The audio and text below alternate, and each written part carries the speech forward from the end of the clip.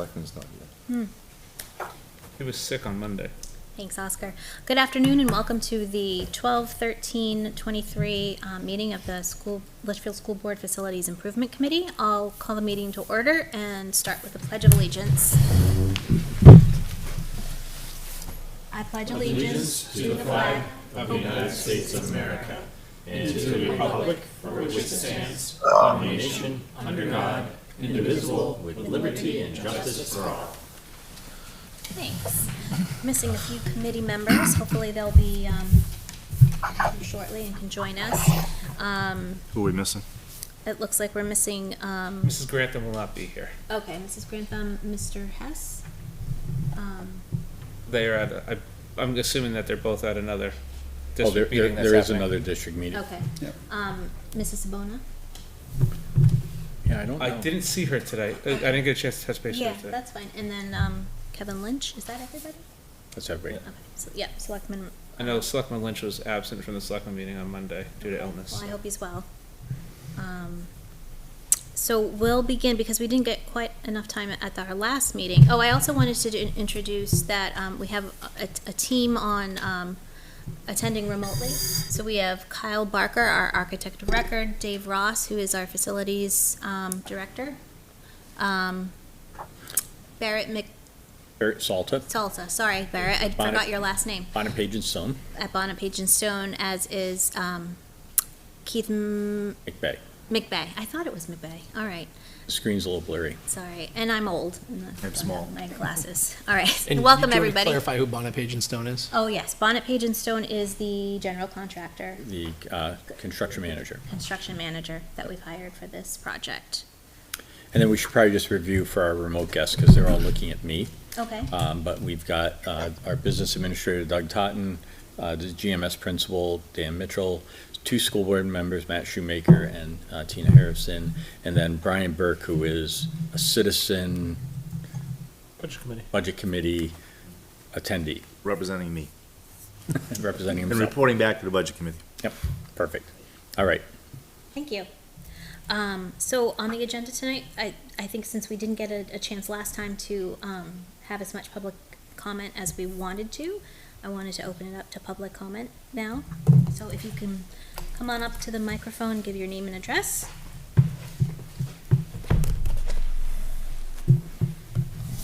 William Zayas, I go by BJ Zayas, 27 Weatherstone Road. Hi, BJ. This is my son Aiden, he's also joining me today. Thank you for the opportunity to speak and having another session. This is great. I know you guys have put in a lot of effort into this, so thank you all for that out of the gate. This has been quite an achievement for you guys to get to this point, and hopefully we can get it over the finish line.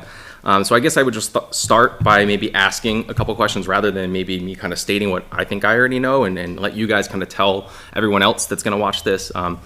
It's already, I feel, well documented, but in case it's not, what are some of the major concerns and the reason why we feel we need to replace GMS and kind of what's got us to the initial starting point of kind of where we are today? Anybody? I think a lot of that can be referenced back if you go to the Reinventing GMS website with the feasibility study. And the first part of the feasibility study kind of lays out the current condition of GMS. And there are notable concerns that have then been used as part of our building aid application, which reference the size of the classrooms being below recommendation, size of the gym being below recommendation, the proximity to the highway, and then just overall deteriorating facilities as well as, trying to think what the word, components, like we're talking Failing about, systems. aging systems. Those are just kind of the driving factors, as well as when we looked at the renovation cost, and based on recommendation that Kyle can speak a little bit more to this, that there's guidelines that basically say when the cost of a renovation would be over this, that the recommendation is to look for a new build. So that's kind of, I think, what got it. And Kyle's done a much better job both saying it as well as writing it, and it can all be found on the Reinventing GMS, reimagining GMS, reimagining GMS, reinventing LMS, reimagining GMS, which can be found, I believe, still at the bottom right-hand corner of the district website. Yep. And that's this group's reasoning for it, but you can go back 18 years ago when we attempted for the same reasons. Yeah. And there's videos out there also of tours of the school, and, I mean, I think, is it 18 or maybe even more? Yeah. Thank you. I thought that had been the case, but I'm a newer resident to Yeah. town, so I wasn't really familiar, and I can't imagine that these things had gone unannounced and unaware of in prior Yeah, decades. there've been prior votes, and the school had been Perfect. turned down. So all right. So that's clear, right? It sounds like it's clearly documented that there are issues. A couple things that I know personally. Obviously, you've made clear about the grinder issues and concern about something failing there. A lot of the schools just not being used because it can't be used due to, it's not eligible to be used for, there's significant undercoding issues if you look at what is current in today's learning environment. And then the learning environment as a whole is just challenging for kids. You guys know this. I don't need to repeat this to you guys, but for those who don't know, like, there was such humidity in the school this year that there were students actually sliding and slipping on floors, right? You guys know this, but some people at home don't know this. And I know this because my sons told me, and I'm fortunate enough to have a wife who works there, but there's a lot of staff members who just unfortunately are put in tough teaching and therefore tough learning environments for kids. And I think you guys know that, and that's why we needed to address that.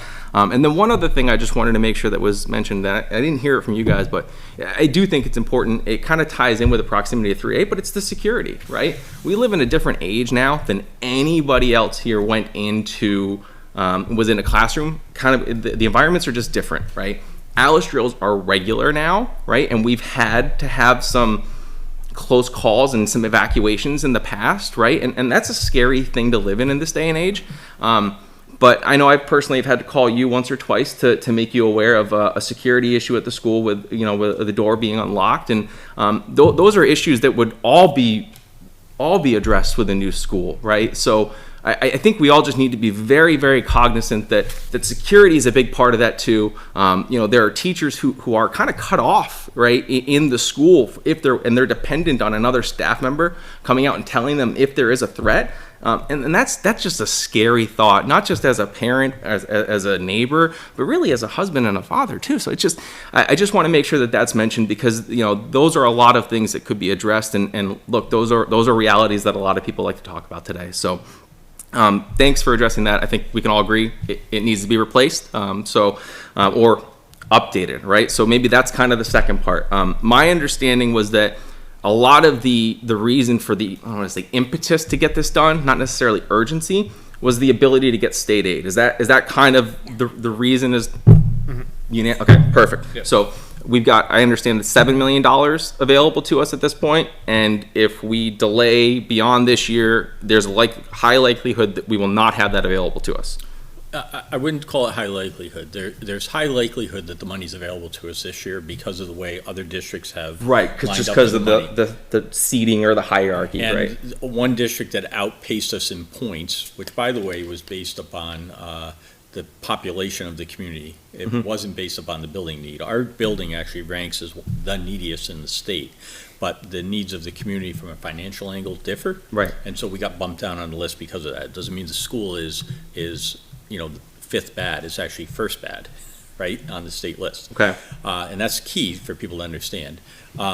But the other communities that are above us are going to decline money because they're doing bigger projects. Right. I think you mentioned Concord needed like 40 million or something. Exactly. So, right. So therefore, there's a high likelihood that 7 million is available to Litchfield this year. Okay. And I use those words because anything can happen. Of course. Right? Of course. It's not allocated to us yet, right? Right. We want to be very clear about. Well, that's why we have to go through this process. We also want to be very clear that we won't know the exact number until it's allocated. Of course. To us. So, it could be a little bit less than that, but based off of inflation, which is what Kyle was explaining last time, they're anticipating that it'll be towards that higher number. Right. But I think it's also worth repeating too that that's one piece of the puzzle, but that's not the entire piece of the puzzle, right? So we wouldn't, if there was a community member last week that was asking questions about, well, if inflation comes down, would that offset the benefit of this, of the public dollars that could come into this?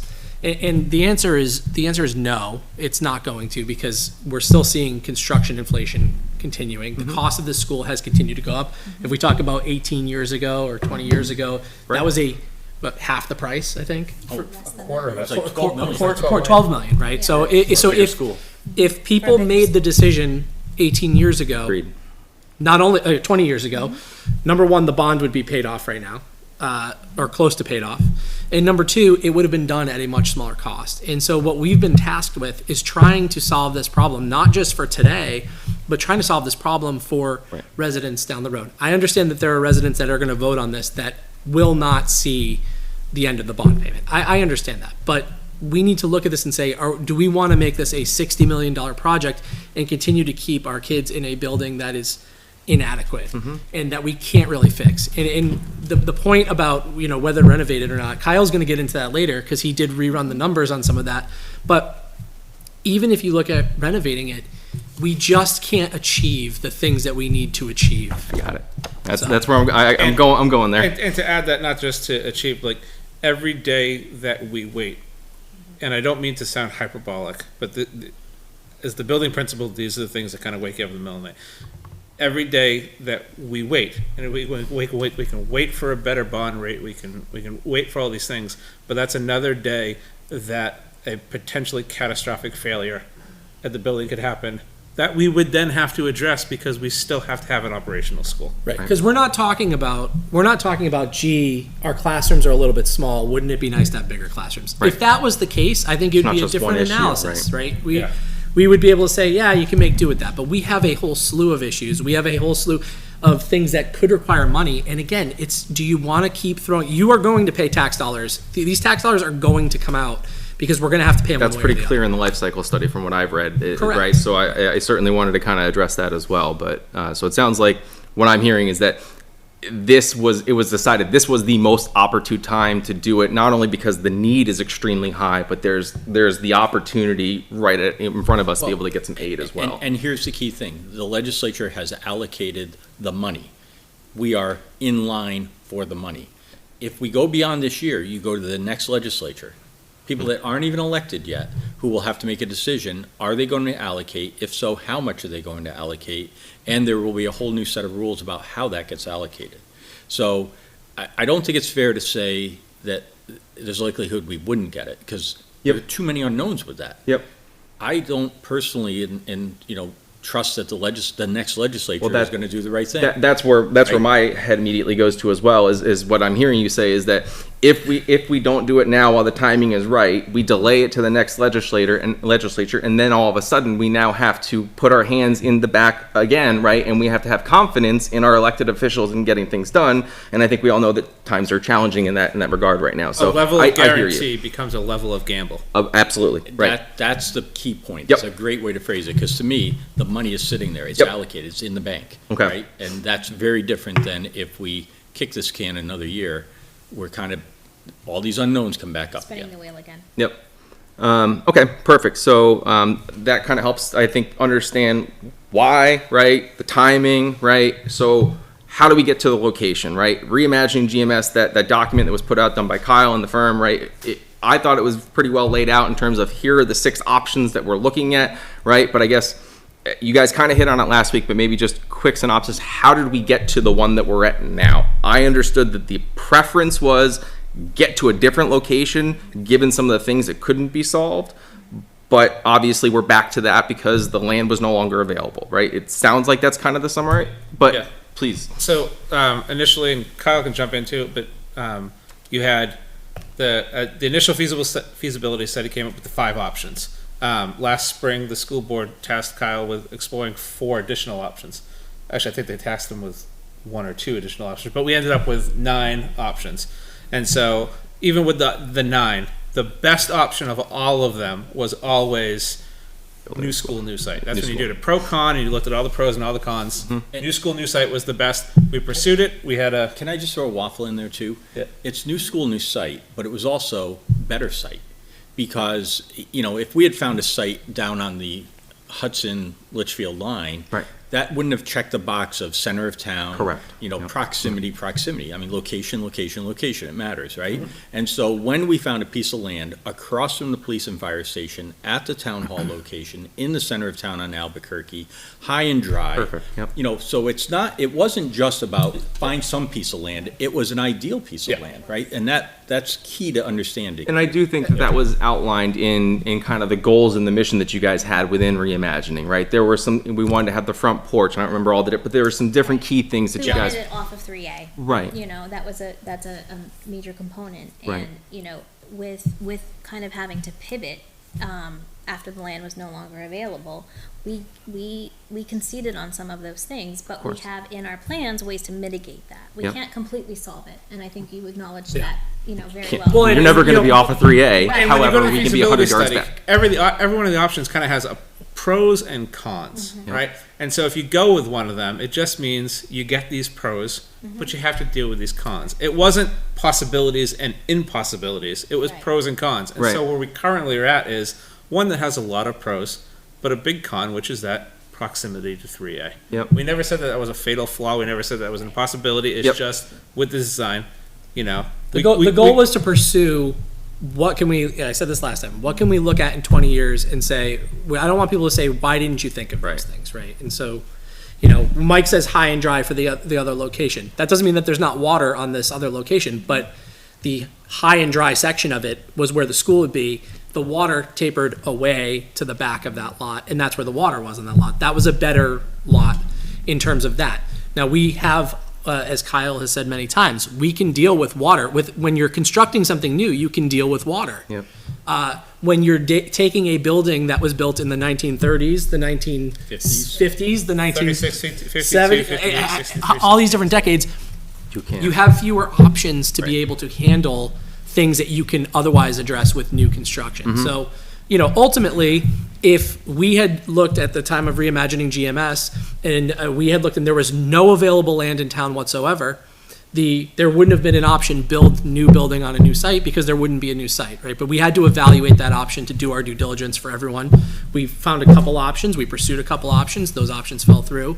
And so ultimately where we're left now is looking at the available land in town. Do we want to just keep rolling the dice and seeing if someone's going to want to sell us the land or, you know, give us that opportunity? Or do we want to try to take action while we have some priority for some state money? Matt, I was gonna say something you touched on. It's not like all of a sudden the land across the street didn't come available, so we just jumped to going back to GMS. And we did an exhaustive search throughout the town looking for properties. We tried to get one, we got turned down. We tried to get another one, we got turned down. Then we tried for the third one, and that's the one across the street. But there were other properties we were searching for and looking at in hopes that really would have worked out perfect, basically in the same location. Agreed. And they just kept falling through. Yep. I know the elevation and water table of properties I never thought even existed. Yeah, yeah. Well, it's unfortunate that it did. You know, as a parent, and I would have loved to have seen that, especially addressing a lot of the concerns that I kind of mentioned earlier with the school. But you know, neither here nor there. We're at this point now. We have an option in front of us. We have opportunity in front of us, it sounds like. So I guess maybe kind of talking about the cost difference. I looked at the life cycles that Kyle put together, and I've been kind of sharing these as much as I can. But you know, I thought it was pretty telling to me, and I just thought I would want to understand it from you guys. But the way I interpret these is over the 21-year life cycle, there's really only one of those that has a downward trend over time. And that's the one if we build a new school. If we renovate or if we only do repairs, right, both of those are going to have continued upward trends of cost to the town over time. And I mean, I guess I'll stop there. Is that the way I'm interpreting that? Is that correct? Kyle, Yeah, we should defer that to Yeah. Kyle because he's the one. there that- is tables. Based on those models, yes. Now, one thing I want to point out, this kind of was brought up last week, is that those models were done 2 years ago. So we published it in May of 2022. And over that period of time working on those, and for the next year after that, there was changes in the economy. Of course. And so there was inflation, there's changes in our interest rates. And so those numbers were not meant to be accurate for a bond vote. Directional, They were meant though? to show the differences between the options. If you read the paragraph right after that chart that I put in the report, it basically says when you look at the bottom line after the 20 years, the differences between all the options was actually very small. And so making a choice based on that small delta between the different costs didn't seem to make sense. It makes more sense to make the choice based on what you want and what's best for education. So since the May 2022, those models have become somewhat less accurate. I've studied them a little bit more, but the message is the same. That the first one, where you're paying as you go, you're going to experience huge changes up and down in your tax rate due to things that you have to react to. The second one, where you do a renovation, at least it flattens it out. But the gentleman's right. The cost still goes up because your cost for energy and cost for maintenance are still there. And those costs are going to increase with inflation. With the new school, your energy bills and your maintenance are much lower, if not pretty close to zero. And therefore, you do not have that long-term increase due to inflation. So the gentleman's right. It wouldn't necessarily go down a whole lot, but it's not going up at the same rate as the other two options. So even if the numbers are a little bit different, if you drill into it, as some people have, you might find things that, this should be a few dollars more, a few dollars less. It doesn't matter. The long-term result is the same, that you're going to have more control over your tax rate, and it's going to be more stable, longer period of time with the new school option. Great. Thanks, Kyle. So just for reference, it's BJ. And I think it's safe to say that maybe it's directionally correct to provide us, from a number standpoint. Right. Perfect. Okay. Thank you. And I guess just reiterating what I heard you say, that I as a taxpayer, I don't want swings year to year or every few years in my taxes, and I would love to have some consistency in that. And what I'm hearing then is a new school actually provides us that consistency and the ability to control that, is what I heard him say. So I guess one other thing that I took away from these is that we've got the life cycle study, and there's the trend down over time if we do replace with a new school. And in the others, we have the additions and renovations, but or repairs only in the additions and renovations. But what I think, maybe I'm wrong, but at the end of that cycle, aren't we still going to be left in this same situation now that we were 18 years ago as well? I think that you had mentioned, aren't we still going to need to do a replacement of the school at some point down the road as well? Are there additions and renovations expected to have a 50-year life cycle, or are they going to have a shorter life cycle where we're actually going to need to have this same conversation again if we don't replace now? Well, I think that if you were pursuing an option to properly renovate a building, you would be trying to properly renovate that building to last the test of time. Now, obviously, building technology over the last 18 years has improved and will improve in the next 18 years. And I think that the people that we hire are probably pretty adept at building well. So, but you would still have the old bones to the building. You would still have, Kyle talked about this last time. We would have to insulate the outside of the walls, then do brick on the outside of those. It's just not ideal. I think the bigger concern is that we'd be taking something that we can't really adapt to the level that we need it to. Agreed. And that, I think, is the biggest reason why we're not pursuing a renovate option. Yep. If it could be done, even with, still understanding that we might still have some compromise. Like, compromises are a thing of life, right? Like, we're not looking, we know we're never going to get the perfect scenario. But if we're still going to have undersized classrooms that are broken up all over the place, that don't give the, a good flow for safety reasons and whatnot, if we're still going to be 30 feet from 3A, we haven't really done a justice to this, to this project. And you can't go back to, like you said, looking back in 20 years, making sure, did we do what we needed to solve the actual issues? Right. So then in 20 years, are we going to say, now we have to knock down all this stuff that we did? I hear what you're saying, and all of that is, I couldn't agree with more, and it's well documented. I guess I'm trying to understand, putting as the shoes of a taxpayer, right? Are we missing the key piece from this, that if we only do additions and renovations or repairs only, options 1 or 2 that are in that life cycle, we're still going to have to replace the school at some point in the future? And is it at the end of that 21-year cycle? Is it 10? I mean, do we have, I mean, maybe it's a question for Kyle, right? Was there a life cycle assigned to doing additions and renovations or repairs only? Well, so those three options were based on the educational specifications criteria.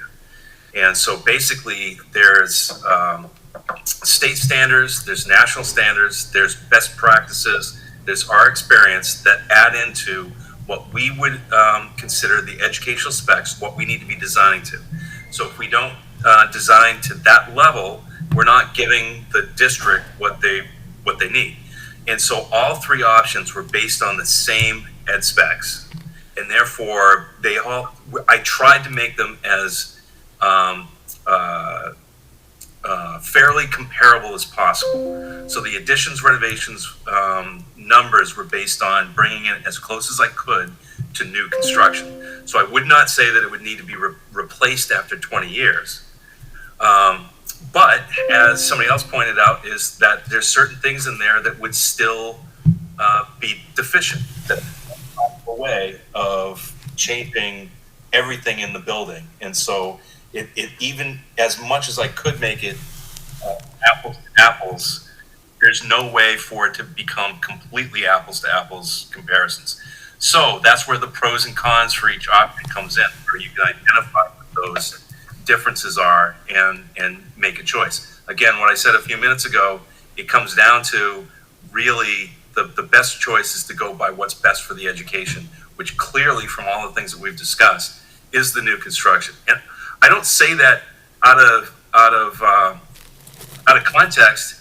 I have other projects where very similar situation and the renovations made sense. And so we don't always just go with a new school. We really, if you read the report, and if you actually have some history with this committee, we started out being tasked with designing a new school. But we requested that we actually be allowed to study the additions renovations. And so that wasn't even part of our study to begin with, but we did it because we felt that it was important, that it might be a viable option. In the end, it didn't rise to the top as being the best option. And so that's where those numbers are coming from. So to directly answer your question, no, it doesn't mean that after 20 years you still have to build a new school. But it does mean that these options are as close as a fair comparison as I could have possibly have gotten. Sure. Okay. So you're trying to make sure that your analysis is going to be comparing kind of the same periods, if you will. So then I guess just generally, and I know we can't say this with certainty because we don't have the numbers to kind of back it up, but my assumption would be that the life cycle or the life expectation on a new building would be significantly longer than if we were just to do repairs only or additions and renovations, especially knowing that we have a severely dilapidated building already that we would be renovating. I guess, Kyle, from your perspective, would that be a fair statement? Yeah, that's part of the cons of the renovations is you would still have components that are aged. Now, a concrete block, it takes a long time to deteriorate, but some of the mechanical systems, the electrical systems, right. Plumbing systems, certainly the exterior envelope, those things wear and tear over time. The new building should last longer. I can also add to the site. Yep. The proximity to 3A as well as that doesn't go away. That doesn't go away, as well as there is a limited capacity to expand on that. Yep. So the traffic pattern would still always be kind of the way the traffic pattern is. And I know at that point we're talking about these are just the realities of staying where we are. We're still going to be feet from 3A, and the drop off and pickup. We can make some improvements, maybe. Yep. But it's not going to ever get to the point where I think it would be considered satisfactory. We also can't lose sight of the fact that we wouldn't just be renovating the existing building. We would have to build another additional building because we don't actually have enough space in that building. Yep. So there is a new construction component of that. Too many nuances to it. Yep. And that's how that school has progressed over time. It was And the addition would be larger than the current building. Right. Yeah, and I guess all of that, I'm just solely from a taxpayer bottom line perspective, right? What I'm hearing is that while there will be an initial higher cost if we do this, it's the best way for us to control our tax cost over time and hopefully not put ourselves in the situation that we are now, because 18 years ago we didn't do this.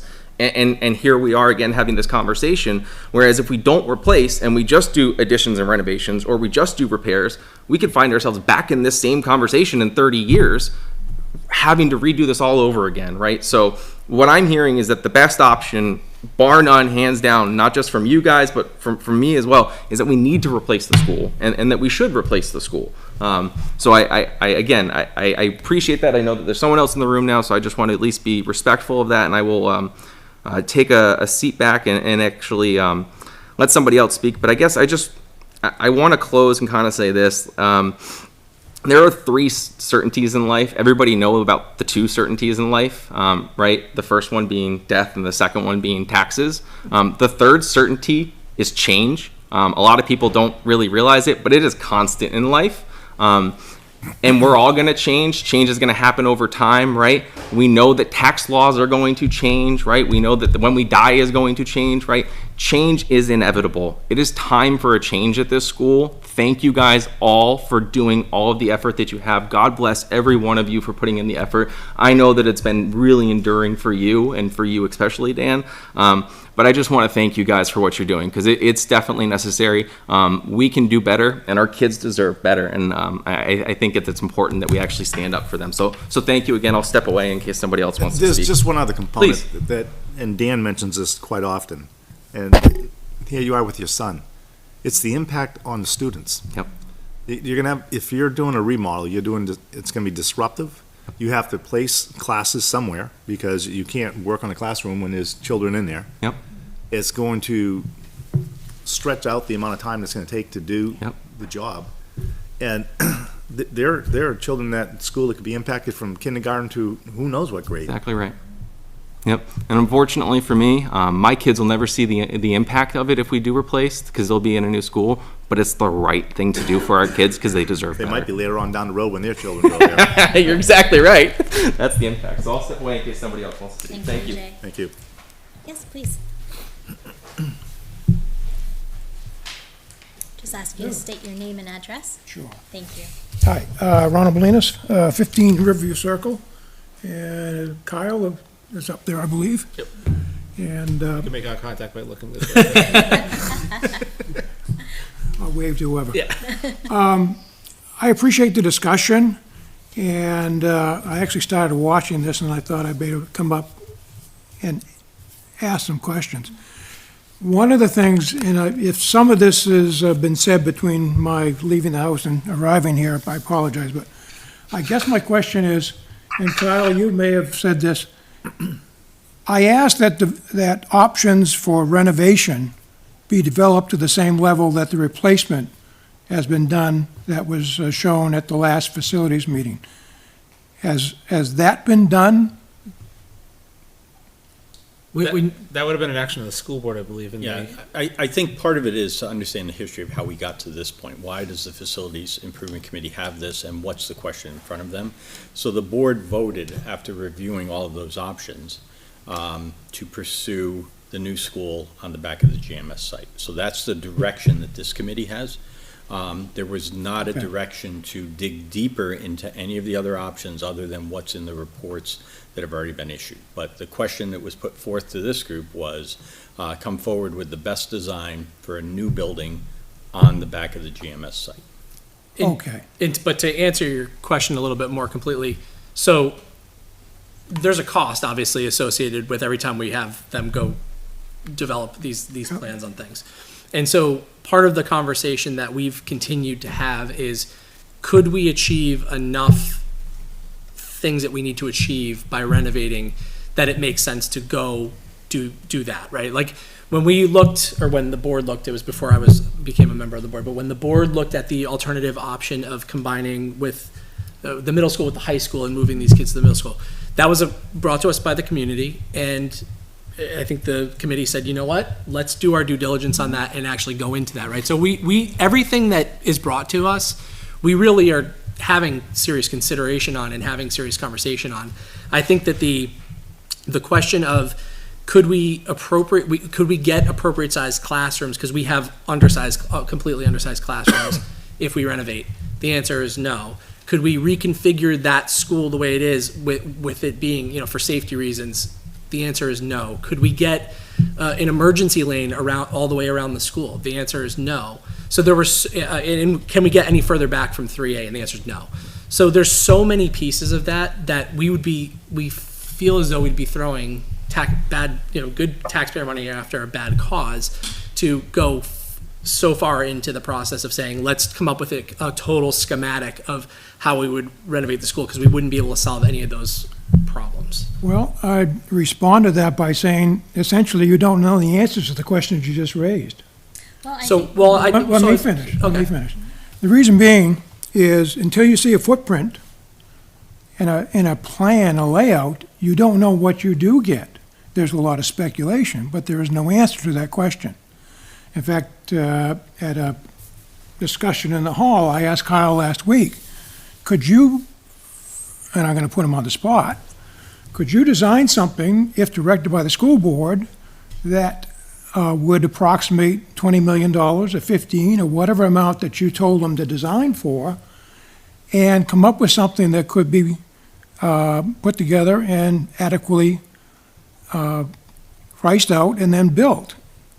And the answer is yes. Well, it was a qualified yes, wasn't it? Exactly. The qualification on the yes was we could design, well, hold on, let me respond. All right. The qualification was we could design a school that doesn't meet modern education standards. Yes, we could. Well- So it is useful to give the full context of the answer as opposed to just the yes. So the answer is you don't know what you could get for any amount of money, but short of the replacement. Well, so what we do know is that per the architect that we've retained for this, we do know that we could, for $15 or $20 million, get a school built that would not meet the current education standards. And part of that is which standard you're using. And specifically, I would fully agree that you would not be able to get a building that would meet the current requirements to subject the building to potentially have state aid applied to it. But that doesn't mean that you would have an inadequate education building. Well, I don't think that we said at any point that the only determinative factor of whether it's adequate is whether we can meet state aid. Well, that's what you're Right. trying to design to. So that's one thing we're trying to design to. We're also trying to design to adequate classroom sizes. Yes. We're also trying to design to What- adequate what- safety. What is adequate? there's a state 900 standard. square feet. We're Okay. at 700. So you're going to get some new classrooms out of this, because I would agree that likely you would add some building to it. So those classrooms would be likely added at those sizes. And that the others could be used for pre-K that doesn't have the same requirements. They have the same They have requirements. higher requirements Okay. than other classrooms. Be that as it may, until you see a plan that this is what you get for $20 million, you really don't know. And all the things you talked about, you could reconfigure the access that comes into that building now so that and I've driven by there in mornings. I know what it's like, the queue. But you're going to use that same queue in the new building. All that, There's more room because the the queue's new gonna building go is right- it's much gonna go- further wait, back. wait. All that space that goes on the ball field, you can build roadways that come out and swing back in there. You could create queue off 3A, just as you're going to do in the new building. Good, but we can't have an access loop behind the school. So right now, emergency. Is that a requirement We, I think it's a or a great nice to idea. have? I think it's a great idea. For It's a great idea. See, that's the problem. Great ideas and absolutes are two Okay, different so- And things. I don't Let think me- right now you could put an access road behind where the ball field is right now, not with the way the configuration is with the So this leach. isn't a Access road- conversation that people like to have, but I'll just have this conversation. We don't like to talk about this from a school perspective because we pray to God that this never happens. If you've ever watched the news during an active school shooting, you would hopefully appreciate the fact that it is imperative for those police officers to be able to get around the building with the equipment that they need. So for you to say that it would be nice is egregious. That's not about nice. It is egregious. That's not about nice. That's about young children. We're not. This isn't a high school where these kids can, defend themselves. We need our police to be able to get there and protect them. So that's nice. It's also the school being 30 feet from the road. That's not about nice. What you may not understand is that we have some students that have regulation issues that run. And our educators have to chase them and catch them before they run into traffic. How would you propose, I don't need Kyle to design a renovation on the building to show me that we're still gonna be 30 feet from the road. Unless you're talking about removing that part of the building and placing it at the other, in the parking lot or something. At that point, we're building a whole new school anyways. Is the 30 feet that's next to the 3A used now? Yes. It is. It's the old part of the building? Oh, it's the cafeteria. Not the 30s building, but where the cafeteria is. The cafeteria is the Right. closest point to 3A. And the first grade. And one. the first grade. First grade, Those yeah. two areas are. Yeah, the corner of the first grade And wing. that's the corner. 30 Which feet? is actually a classroom. It's with the highest it's space. 64 feet. All right, so now it's just doubled. The point being is until we see some plans of what the options are, you really can't honestly say and compare apples to apples. And you can't do a life cycle cost. What I presented in letters last week, if you did $20 million for renovations compared to 60 million, it's about a $38 million difference to the No one's talking taxpayer. 60 million. Pardon me? No one's talking 60 million. You are when you add finance But costs then in add there. it to the. Then you have to add it to the plus 20 million as renovations, too, Okay, in so the addition. difference between, So we're gonna add another part of the building on a building that's already got like 9 parts on it? And where are you gonna put it? I don't know, that's what Can I ask that's you- what the engineer needs Can I to ask you a say question? for you. Yes, You were involved with the fire station project, were you not? I was. And did you do a full renovation plan for the existing fire station? We did a structural analysis of the building to Oh, Did you get determine. plans and like how you can make it No. bigger? Did you and do what you're smaller? asking us to do for the school? What we did is determined that structurally, you couldn't put what was what was required to be in there. That's Which is exactly we So had it became a fatal flaw. Which is exactly what we did. No, you don't have a fatal flaw yet. You don't know what you can do. With all due respect, have you come and walked through the building? No, I have not walked through the building lately. I have not walked through it lately. So, I mean, that would have been very helpful, right? We could walk, I'd be happy to walk through. I think we'd all be happy to walk I through. would be happy to walk through it. The point being is until you actually design what you could do for various amounts of money, you can't compare a new build and say it is the superior design to So going back to replacement. the fire department, did you request that for the fire department to do that also? The fire department? For a new fire station? For the town. Did you No, request no, that? I just was on the town hall and police I know, but did you ever bring that up in conversation? Did you say For that the- they should do that? for the fire department? For the firehouse, yes. No, because that wasn't when. Why not? I'm just curious. Let me just, I was on the committee to, I'm not saying what committee you're on. You're not on any committee right now. You're here as a citizen, and I appreciate that, but do you want me to answer your question or you're not? not answering my question. You're going around it. You gonna let me speak? Go right ahead. All right. I was asked to be on the committee to evaluate the renovation of the existing town hall, which included the town hall and housed the police station. The fire department was not part of that Right. evaluation. So the fire department didn't have anything to do with what was considered in that committee. Okay, so Okay. you mentioned. Does that answer your question? Wait, It does, but did you not say that you were involved with the fire station? no, I wasn't involved in That fire. was the question he asked, and you did said say yes. that, Yeah. If I said I misspoke. Well, that's I- why I'm I- asking why you didn't bring sorry. it up at that time. Excuse me? That's why I was asking why you didn't bring it up. But you just said that the fire station that that it was deemed that there were structural issues, and therefore the same analysis that The you're town hall- recommending for the school. The town hall building only. Okay, Town hall This building. building. when they built At the this new town time, hall. the town hall was located in what's now the Historical Society in the center of Mm-hmm. town, and it housed town hall facilities and the police department in that No, I one know, building. but Right. the fire station came in. That's why the question was The asked. the fire station was not deemed to be part of the evaluation. That was, as you know, was done as a separate project later on. So I just wanted to clarify, so that when this new building was constructed, Mhm. did they vet the renovations option to the degree that you're requesting us to vet that option? Yes. So they did a full plan for No, how they we were. did a structural analysis of the building, and the engineer came back and said that for use as a town hall, the building, because it had simply just rough logs as floor beams, could not sustain the loads. So our architect and we had the H.L. Turner study years ago, 2016, I think. We had that study done. Yep. Both reported that the school is not suitable to use as an elementary school building. So we have done that same analysis. As it exists today, right? Yes. So as the town hall existed that day, it wasn't suitable for a town hall. Why Right. why did you not have plans done to just fix that?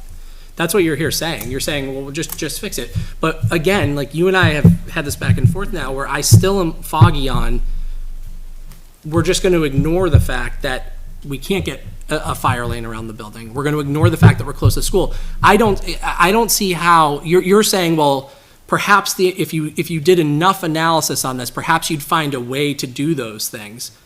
But I can show you where the school is on the property line. It is impossible. It is an impossibility to get a lane around that. It's impossible. You can look and see where there's speculation that our roof overhangs the property line. That's how close the building is to the property line. Okay. So we can't solve that problem. Is that because you don't own the property? Correct. It's Okay, Anna Lane. well, It's the abutting road. Like we couldn't own that. and it's the abutting road? It's the abutting, like the abutting neighborhood that. It's there's- Anna Lane. Anna Lane. When you come down to Anna Lane, there's a grassy patch around the left Okay. of it.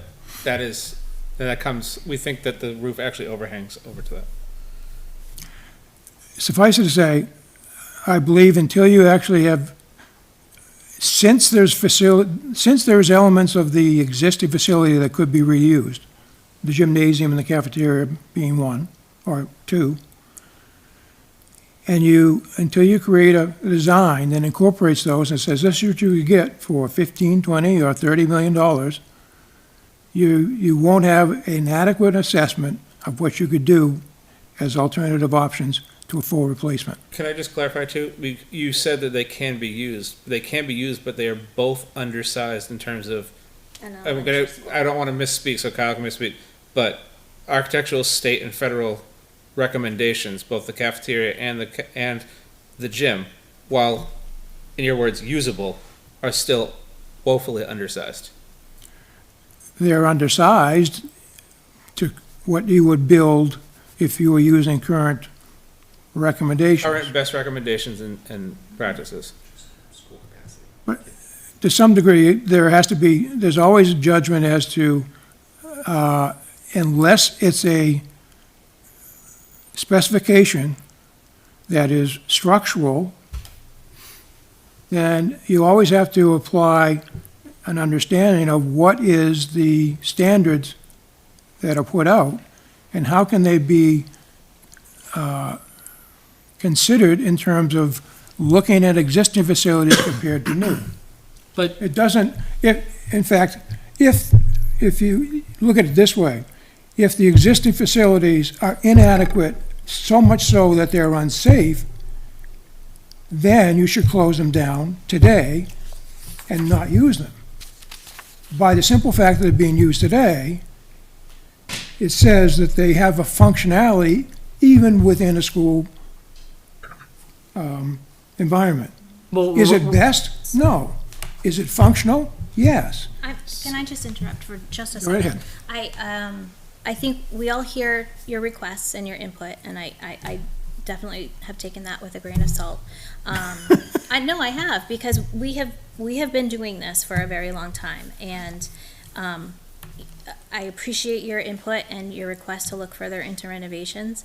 I invite you to please come visit Dan, have a tour of the school and the site, so that you can see You have my what cards. we're so up you- against. Yeah.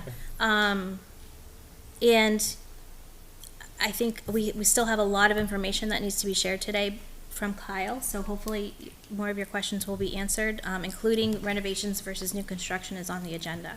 So we're already an hour into our meeting, because we've had some lively public input discussion, which I appreciate to no end. This is exactly what we want our town to do, is to participate in this and ask the questions, and hopefully we can give you the information that you seek. Do you have any other questions or for us?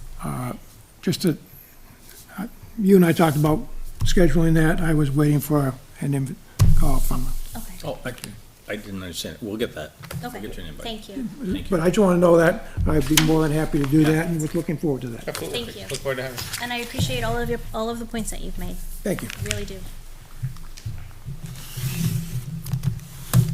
Okay. Anybody else? Young Mr. Zayas, you want to say anything? You're good? You're being very well behaved. This is a tricky meeting to attend. You're doing a great job. All right, so, Will there be another opportunity to speak at some point? We can do it at the end. In this meeting, I think we're gonna run to the wire, but if we have Yeah, time at the end, yeah. we'll try to preserve it. What is the timeline of agenda? so we have a lot of information, site plan, floor plan, proposed budget. Are those just links to those documents? Or They are. we Yeah. going through each Kyle of has as a to, visual Kyle has to feature? hop off soon, so I think what we should do Here's is, the agenda. We've done this. Yeah, Yeah, yeah. we gotta get through Kyle's part, so that, Yeah. that way, because he has a prior obligation, but Because perhaps we Kyle's could filled in circle more back. information since our last. So if I meeting. may, just moving on to the materials from last time. So, Yeah. so Kyle is with us, but I put the agenda up because I'm gonna click some links so that people at home can see it. So, Kyle, I think you have a link to it, right? So the site plan, we presented this last time. Just wanted to have the committee weigh in if there is anything else about the site plan that raised concerns for committee members. Just would be the time to do it. Or Kyle, is there anything you heard at the last meeting or subsequent meetings that we've had with the team that you want to add about the site plan itself? The site plan is relatively new, and we're still working through the design, so we're totally open to comments and changes. At this point, I consider all that material to be conceptual in nature, including the budget. And until we have more time and energy to get into that, we're pretty open to any changes that need to happen. And Kyle, I think one of the key things that we clarified in the last meeting was that, this goes to the budget, but when we look at the site plan, we see both the new school and the old school on it. But the current plan and budget would allow for the removal of the old school, save the 1930s building. So at this point, none of us have talked about taking down the 1930s building, so leaving that as a historic structure, but everything else coming down. Is that accurate? Yes. Perfect.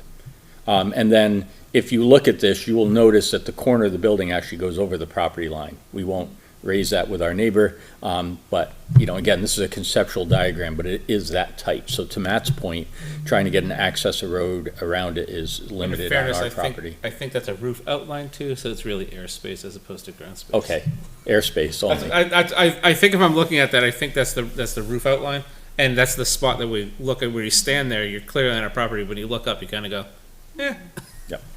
And any other comments from the committee about the site? And again, keep in mind, this is conceptual. There is so much work to be done, but conceptually, this is what we're proposing and to bring forward to the voters.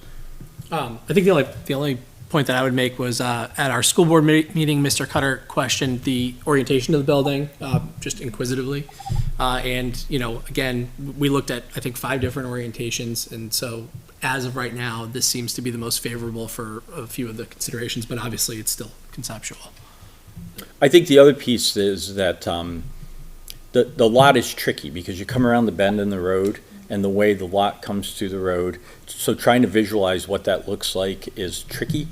I drove specifically looking at that today. I'm looking, saying, how will this appear as I come around the bend here? I think that's actually spot on right. Yeah. Because from a security angle, the gym will sort of jut out. It'll cover up the back part of the building.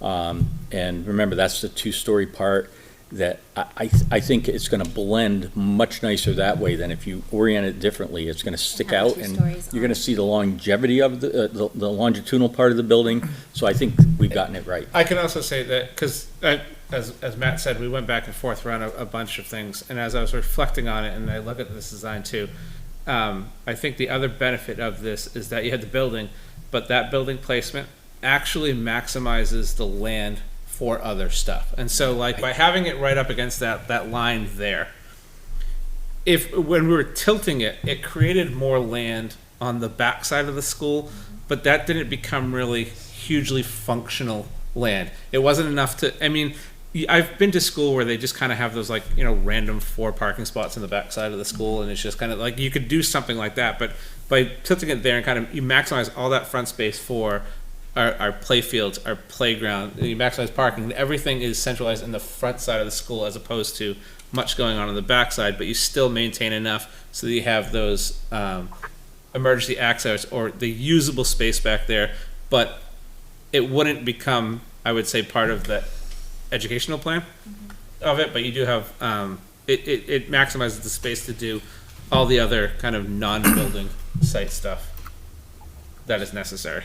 Because if you tilt it, you're going to create some stuff on the backside, but that's not enough to really put like a playground back there. You wouldn't have recess back there. You might have a nice grassy space like we have now where a class could, one class could kind of take their kids outside for outdoor times during nicer weather.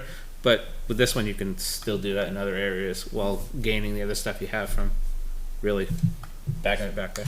So Mike, you talked about visibility. I take it then the leach field that exists now would be gone, correct? So when it was all finalized, that leach field would be taken down, So it'd all because a be- new leach field I mean, resides. it would be lower, because I mean, right now, there's that hill. Exactly. Brings it down. So that would all be leveled out. The mound. So the other benefit, which hasn't been studied yet, but is kind of potentially anticipated, was that where the school will be, they may be able to locate the septic system lower than the school, such that we don't have to pump up to it, which is another component, a mechanical component that we may be able to save on. We can't say definitively until they do the studies, but the thought is that where they would locate, we would have the benefit of that. Use gravity if you got it. Anything else on the site? Kyle, anything else for us before I click off? Not on the site. Okay, so now I'm going to click quickly to the floor plans. Remember, these are conceptual also. We're still giving input into, adjustments. There's so much time to make adjustments to this, but the program, how are we going to use 80,000 square feet is generally outlined in what we're looking at here. But were there any things that the committee saw or they wanted to follow up with Kyle relative to the floor plans and the way this is Yeah, generally? there were a couple things I think that we discussed that would be beneficial, just for public knowledge. Obviously, the accessing the set room, and I can't see the other room back. It's the art. Through the library is not ideal, so they will be working on accessibility through those. And then the other conversation that was had, or that was proposed by a community member, was the idea of whether or not it made sense to have bathrooms in each of the classrooms. There was a very lengthy discussion on that, which I think Dan might want to say a couple. I could chime in. So, and Kyle could chime in. It's not necessary. It's not in New Hampshire, but other states, surrounding states, actually have it as a requirement that they have the single stall bathrooms in the classrooms. New Hampshire's not there yet, so we're not required to, but it still makes a lot of educational practice. It was brought up actually at another committee meeting by a committee member about perhaps moving them to the, we don't want to call them gang bathrooms. Community is the word we A use. communal bathroom, a community bathroom, or group bathroom.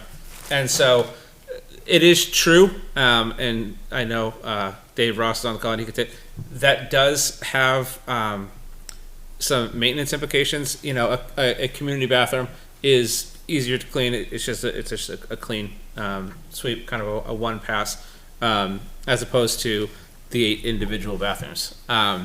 It was brought up at the budget committee that maybe we could find some square footage by doing that, and I don't believe that's possible because the square footage of the bathroom is just, you're moving it from tiny little squares in the classroom, unless you want to leave random cutouts, to just putting them all together into 2 larger, 4 or 6 or 8 stall bathrooms. So you're not saving on square footage, you're really just moving the square footage.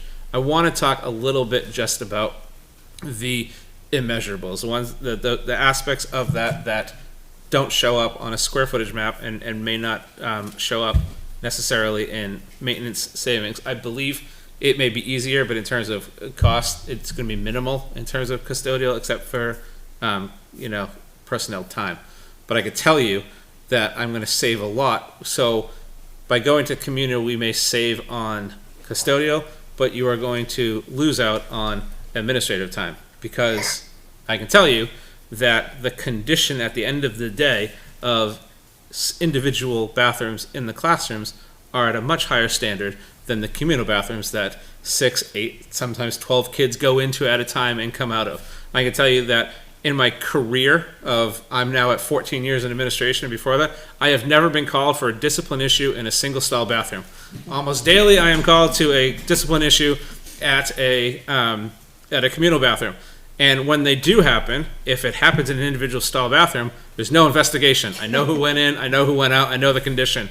If we get a report, I can tell you this is how it happens. There are wet paper towels all over the bathroom. And so now for me to figure out who is shoving wet paper towels into the toilets, I have to then go to the cameras and look at all the kids who went into the bathroom and find out a time of, and I have to find a kid and say, was there wet paper towels in the toilet? And he says, no, they weren't. Okay, so that's my start time. And then I have to watch the camera to find out when the kid who reported it, and now I have to find out every single kid who went to the bathroom there. And so that is actually a lot of time. So in terms of daily school operations, I would prefer single stall classroom bathrooms. They don't interrupt. It was brought up by one member of that there are benefits to students to take a walk to go to the bathroom that may be lost. And I would agree, but I would also, and I've countered with saying, if a student is in need of a sensory break or relaxation, that should be part of our educational planning, which it already is, even in our current bill. I mean, you can go, you can come see our PTO sponsored holiday store right now, and the tables are set up the way they are so that we can maintain the hopscotch and the walking path that is there. So we want to build that into the educational programming. If a student is in need of sensory tools, faking it by pretending to have to go to the bathroom shouldn't be the way they should get that. They should be able to ask for it and should be built into our program, and I'd much prefer that and to be built into the design and built into our educational programming than to have bathrooms that they can utilize when all they really need is a walk or some sort of regulation. So I think that's my response. So, just a quick question to the bathrooms, because Yeah. it was brought up by a budget member inquiring, like, why we have individual bathrooms. Can Kyle, try to figure out right now, if we had communal bathrooms versus the singles, what the difference in cost in the construction would be? Yeah, well, Kyle or Barry or Keith could really address that question. I mean, I'm going to give you, Brian, what I think is the simple thing. When you're designing a building new, it's incremental. You're running pipes, and Right. running pipes in a clean slate, and whether you run a bunch of pipes to one location or a bunch of pipes to various locations, I think it's incremental, but you guys are the experts. There's gonna be more toilets, Any more advice or sinks. thought to so waste? But I You have think- the same number of fixtures, right? Yeah. It's just, Nah, there could be a few Maybe. more fixtures, yeah. And where we are at conceptual phase, right. 100 Say, it was just brought 150 up, square like- feet versus 4, which equals 600 square feet. It's still 600 Yeah. square feet. Kyle has his hand raised, so Yeah. he's the expert. Yeah, what Dan just said, we are at conceptual design phase. So we are not calculating what each individual decision here might change the budgets or the design. The fact is that there's 1,000 of these type of questions. We could talk about boilers, we could talk about closets, we could talk about many, many things and be here meeting for 8 to 12 hours. But the fact is that we're just basing the cost on the square foot of the building, and that over the past few months, we've worked really hard at trying to make sure that we got the building down to something that was a size that was affordable. So these questions could be better suited in the next phase of design when we actually start to lay out where these rooms are, how big they are, what their adjacencies are, that things are going to change, and that, this is why we have a construction manager, so that we can manage those changes and those costs. We feel at this point that at the conceptual phase, in the conceptual phase of budgeting, that we are where we need to be with the layout and with the cost. We would deliver for you a great building for the budget that we have, but it could look a lot different by the time that we get through the actual design. So I really don't think it's worth trying to estimate what the cost difference is between 2 different toilet room layouts, or 2 different boiler room layouts. But you will get everything that you need with the budget that we have. And Kyle will get there, right, with those studies. Yes. Michael, you're right. Some of those costs are incremental. Some aren't. Some, for instance, fixtures are one thing. Typically, if you've got a a single toilet in every classroom. You have a few more fixtures, which is fine, but then there's other costs associated, for instance, that we'll talk about, are doors. So commercial doors are expensive. Those are items that we'll run through and do a complete study on what those costs are. So just one other question, because you brought it up. Is the Learning Common required by state to have one? Kyle, is a learning common or library required? Library is part of adequate education at elementary level. So for Yes, the it library is. section. To be clear about the educational specs, that there are state requirements, there's federal requirements, there's best practices, there's what we've learned from our experience. And so we've set the criteria, and that's all laid out in the study. And so any design that deviates from that does not meet the requirements in there. So there's not, some of these things aren't, structural or life safety code issues that you have to do. Some of these are simply best practices. And so I don't want anybody to think that there's extra fluff in the design that's ready to come out. If the school board decides we don't need a full-size gym, if the school board decides we don't need a nurse's office, then we would react to that. But I can't recommend anything less than what we've put into the ed specs in our report and what's in the current plan right now. Thank you. And to the library, art room, and set room, I mean, it's over 4,000 square feet. So where those lines are is totally adjustable, right? So that's going to be addressed once we move beyond conceptual.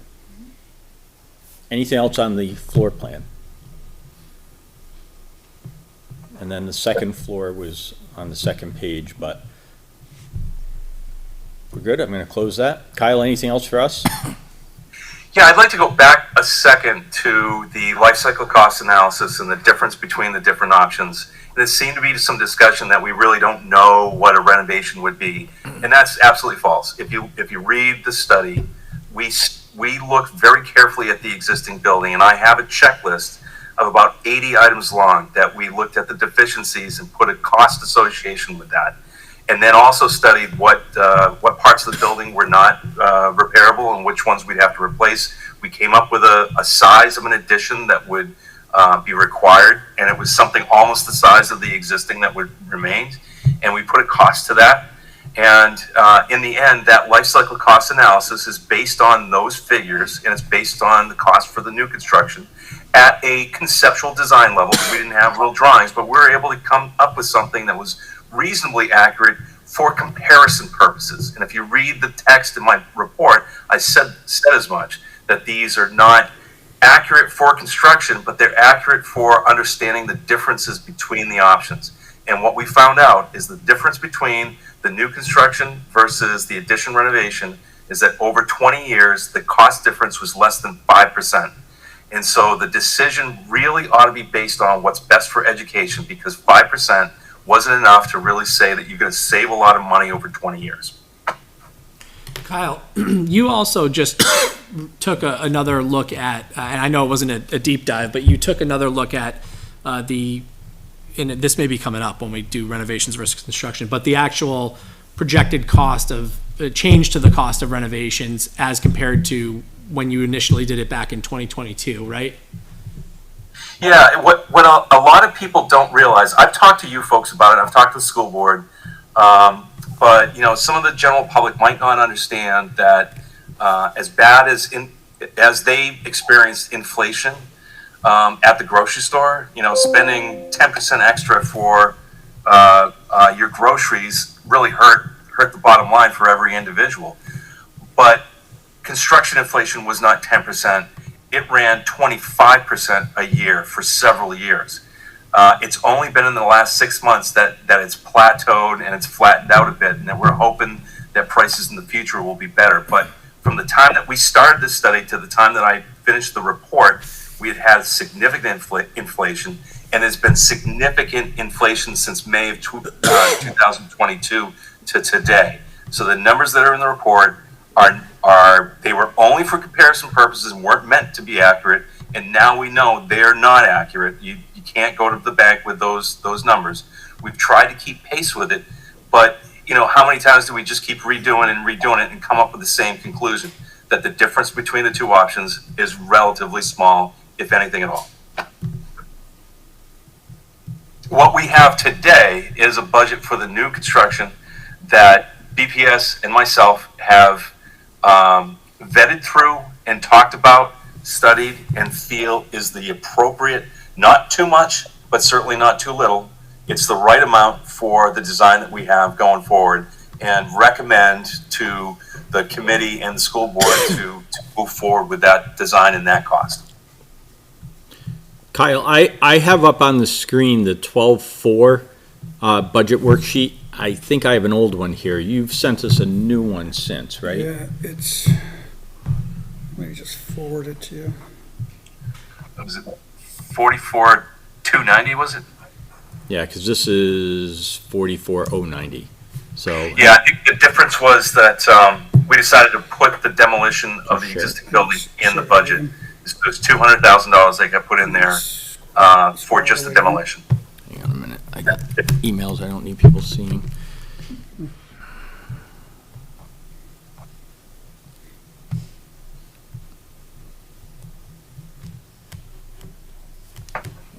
Okay.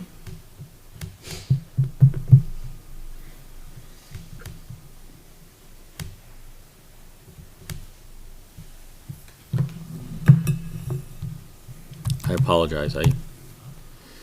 So, or you could search, it's an email from Kyle on December 7th. Just let it be known it's $200,000 more. Yeah, I want to put the full And that, number up. So Got it. new K4 project costs, right? Yep. Okay, got it. I'm now going to put it up in front of everybody.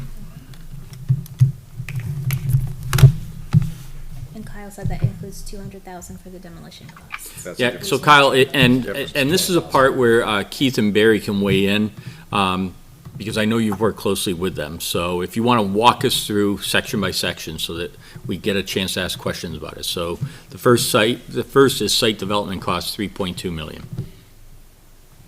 Right. That came out of, it's been a lot of questions about, is the play fields accurate, is the paving accurate, blah, blah, blah. The fact is that, yeah, Keith and I spent, I don't know, some time going through each of these numbers and felt that, basically came up with the 3 million and kind of agreed this is where we need to be at. We did not do takeoffs for the paving or, do a cut and fill estimate for the grading. This is based on our experience, his and mine, on previous projects. Keith, do you agree with that? 100%, Kyle. We ran through that, and we have a lot of similar projects in the recent past that we can draw from for that. Yep. So just to reiterate for those listening right now, that number was derived from our architect and our construction manager, who are both actively involved in projects together in other areas, based off of their expertise and experience. So there's been some speculation that we've only relied on our architect. We haven't gone out to contract, there's no contractor involvement in this. And the actual construction manager is who you're hearing from right now, that's stating that they've looked at those numbers together. So I just want to be clear about that, because that was one piece of feedback that I saw that I wanted to clarify. And it includes, we've clarified, this includes the new ball fields up at LMS, right? That's where it says play fields, 800,000. Those are the fields that you see on that site plan. This includes the demolition of the building, aside from the 30s building, but the rest of the building being taken down. If the town later says, hey, you know what, we've got some other idea here of what we want to do, we're all ears on that, and we could just save that money. But right now, our plan is to demolish everything except the 30s building. So there's still conversation to come, but we're planning for the full, budgeting for the full. If that backhoe just happens to hit the 30s building? No, Not no, in no, Thursday. no. All right, anything else on site? Move on to general construction. So Kyle, I'm looking at 80,000 square feet at $425 a square foot, coming to $34 million. That's the bulk of the price tag, right? So I'm putting you back on the screen so people can see. Kyle, Barry, and Keith, are we budgeting correctly for that? Again, this was a conversation that Keith and I had. We compared notes about previous projects, saw some coming in anywhere from 375 up to 425 and above. We talked about the different styles of design, the different wall sections and materials that we could use. We brainstormed different ways of saving some money, thinking about different materials, whether it's concrete, steel, or a concrete block, masonry, or wood. We vetted a bunch of different scenarios and decided that somewhere around 400 was probably the right number, but we also wanted to make sure that this project got extra attention for energy efficiency, because that's been the requirement from the school board since the beginning. So we increased it to 425 to ensure that we had enough in there to cover all those issues that we were concerned about.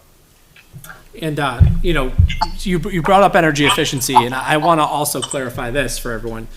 When we're looking at energy efficiency, as great as it is to be green, that's not the driving factor for us with energy efficiency. The driving factor for us with instructing them to pursue energy efficiency is savings in utilities. Bottom line. Reduced operating costs. Reduced operating costs. That is the reason we pursued this at LMS, to reduce operating costs. BJ talked earlier about the spike in the taxes, and when you're looking at the price of oil doing this over the last couple of years, we were trying to flatten that curve so that we have a predictable way of taking precious tax dollars, because every time a fuel source, for example, spikes, if we haven't budgeted for that, we are now taking that away from educational programming to cover that bill, right? And you're projecting 18 months out. So we want to flatten that curve so that everybody can have a predictability with the way the energy will be used by having a building that is efficient.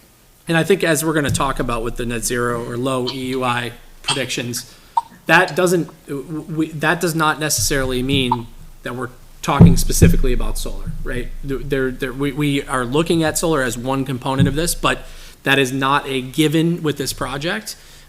Ultimately, what is a given is that we are designing to a standard that no matter what we're using to heat, if we have whoppers of oil tanks in the ground, because that's what's the best option, it's still going to be cheaper to heat it because we have a more efficient building.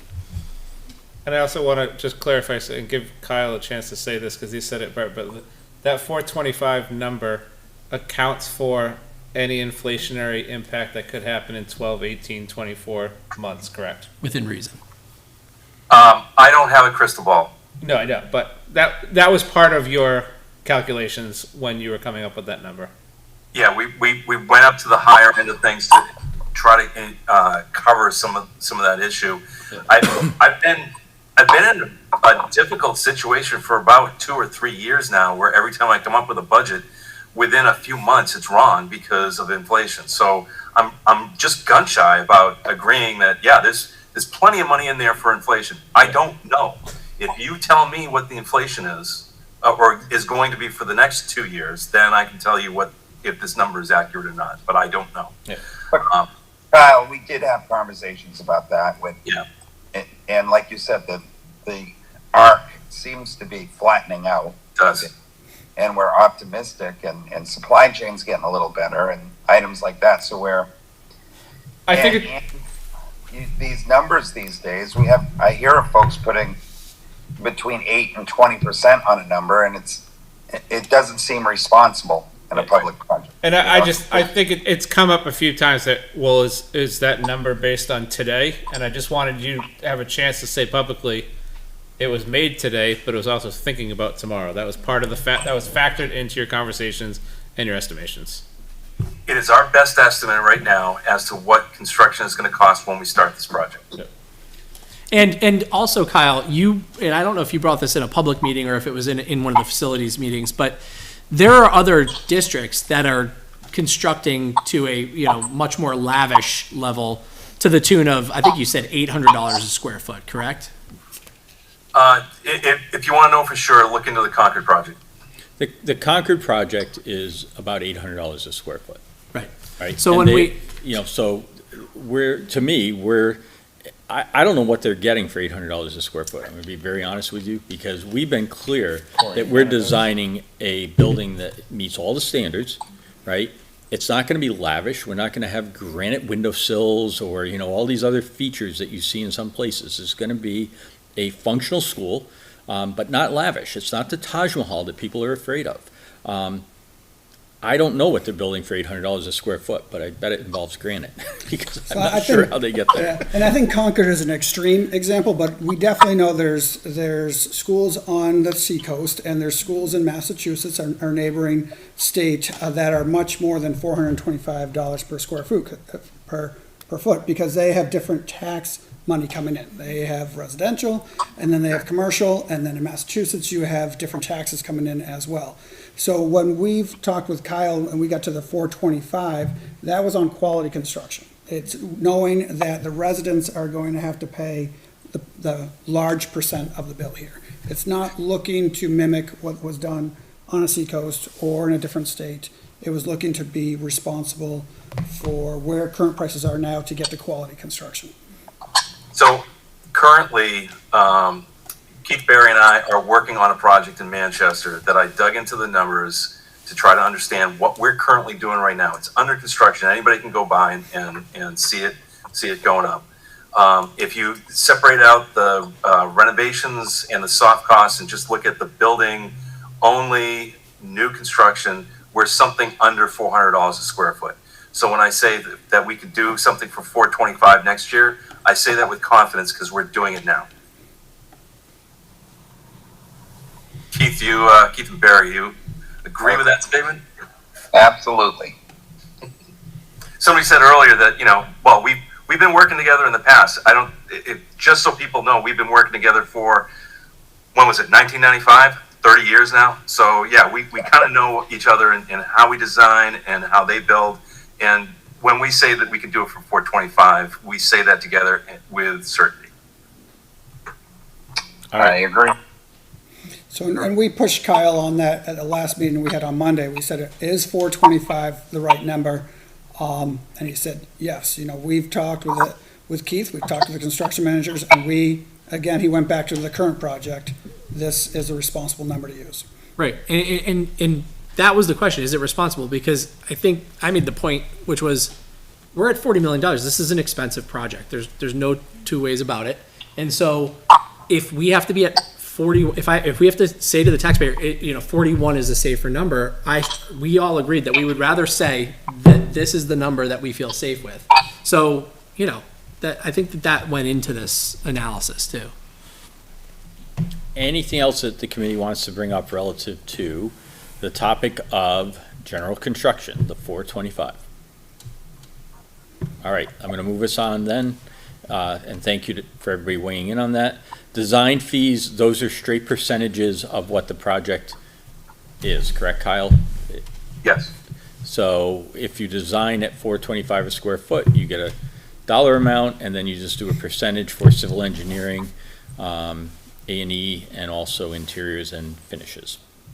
Well, and the architectural engineering fee, just to add to that, was actually a bid fee that you competed the hiring of an architect and asked for design fees, and that ours was competitive with the other architects. So it's not like we're throwing in a high number here. This is a competed number. So and it's just a percentage of what the construction is going to be. Kyle, that's a really good point. Just to remind everybody watching this, we went out to bid. We had 4 architectural firms who bid on it, and Kyle was selected, and part of the bidding was the price. And so that now is just a straight calculation based upon that process that got us to here. And so wasn't the construction management fees and general conditions was bid out, and Bottom Page Stone was picked. Correct. Yep. Thank you. All right, furniture, equipment, and services. We cut this back a little bit since the last meeting, I believe, because we recognize that some of the furniture at GMS is newer, kindergarten furniture, for example. 4th grade, I think you've replaced. 3rd and 4th grade, I've been going every year and replacing one classroom at a time with the promise that I've made to the taxpayers that this would be furniture that would transfer over to a new building, so I'm going to keep my promise on that one. So our intent is to bring some of that up, and then things like phone and security, computers, utility charges. that is also just a percentage of the price tag. So, and that's not to put we have computers, right?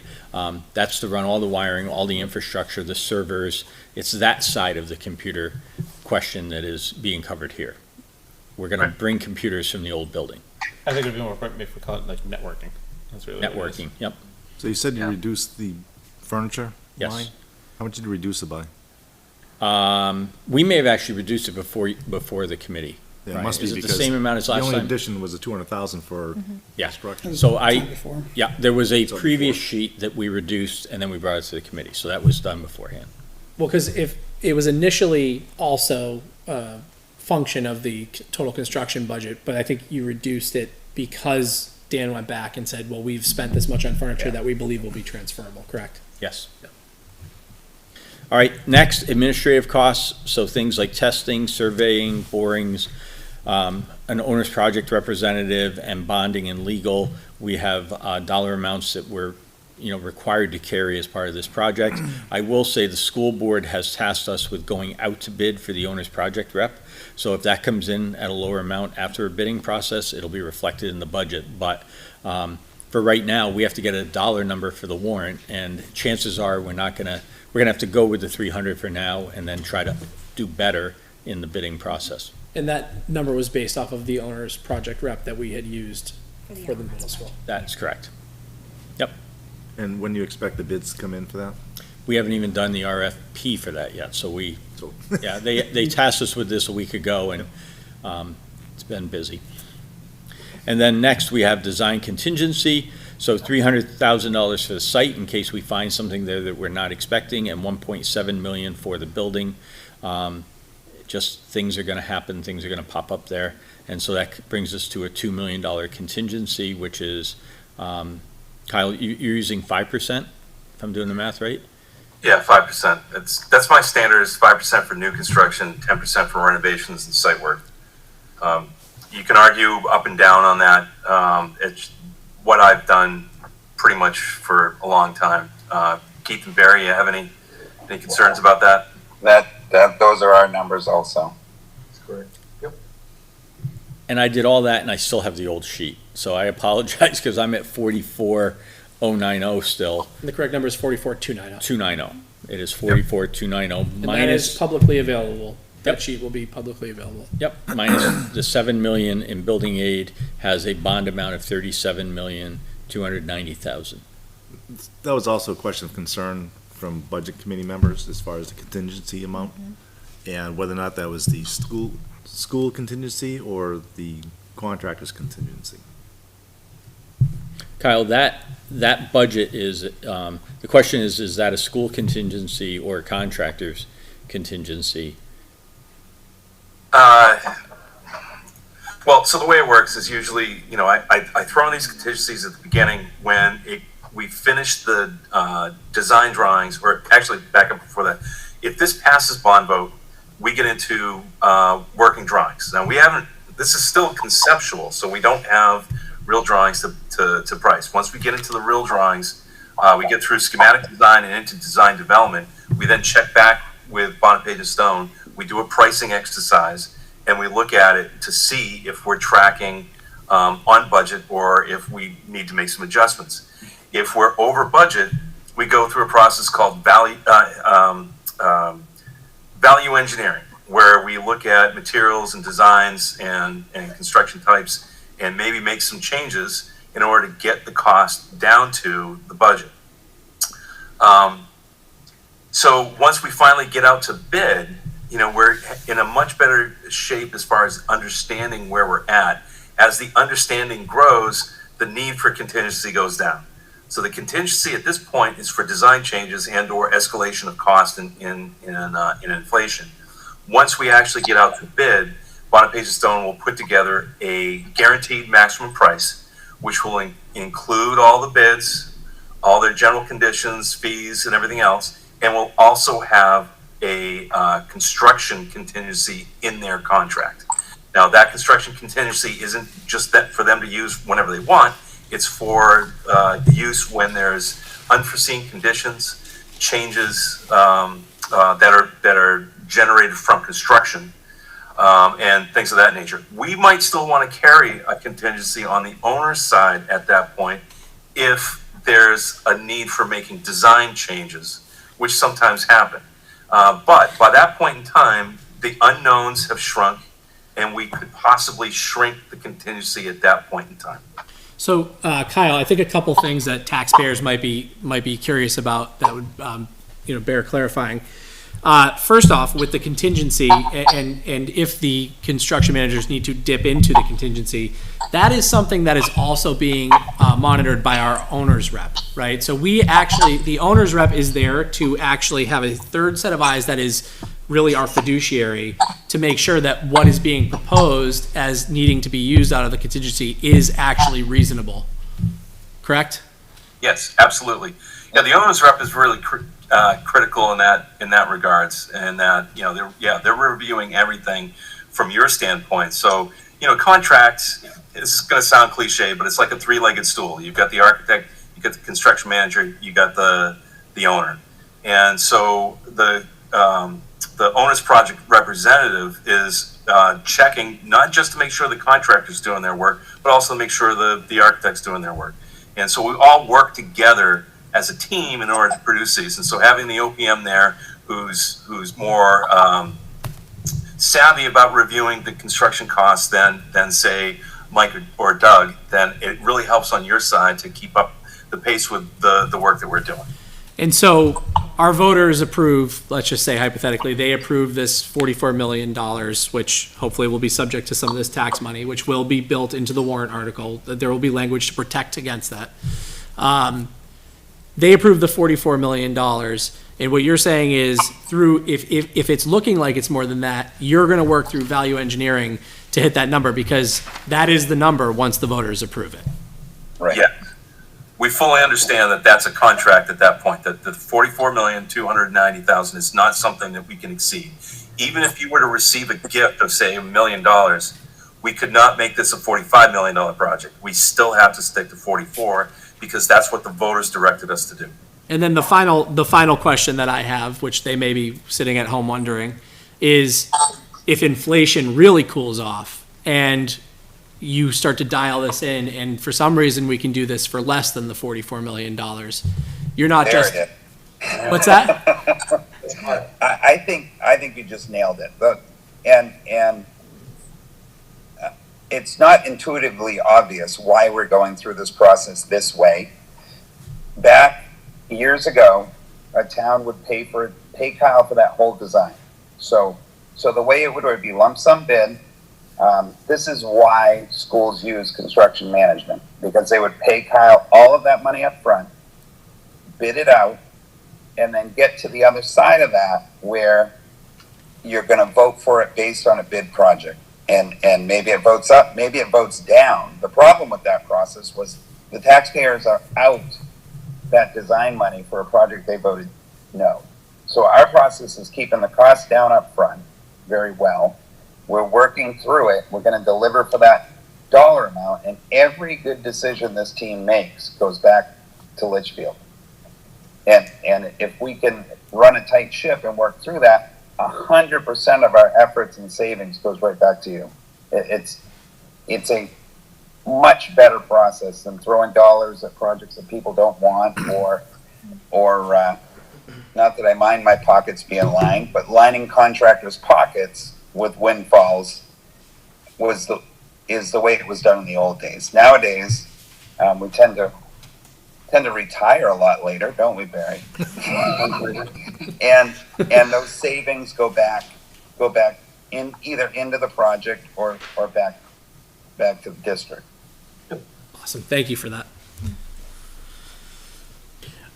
Just in the interest of time, because we're at 5:10, I think the other documents are things, and I know that actually Kyle had a family commitment. Sorry, Kyle. So I'm of the opinion that we've reviewed enough of it and have gone over it that and have answered the questions. So we're ready to move this to a vote. The other items that are on here, like design timelines, et cetera, I'm not sure that we need to spend time tonight talking about, because we need a dollar amount to go to the school board next week.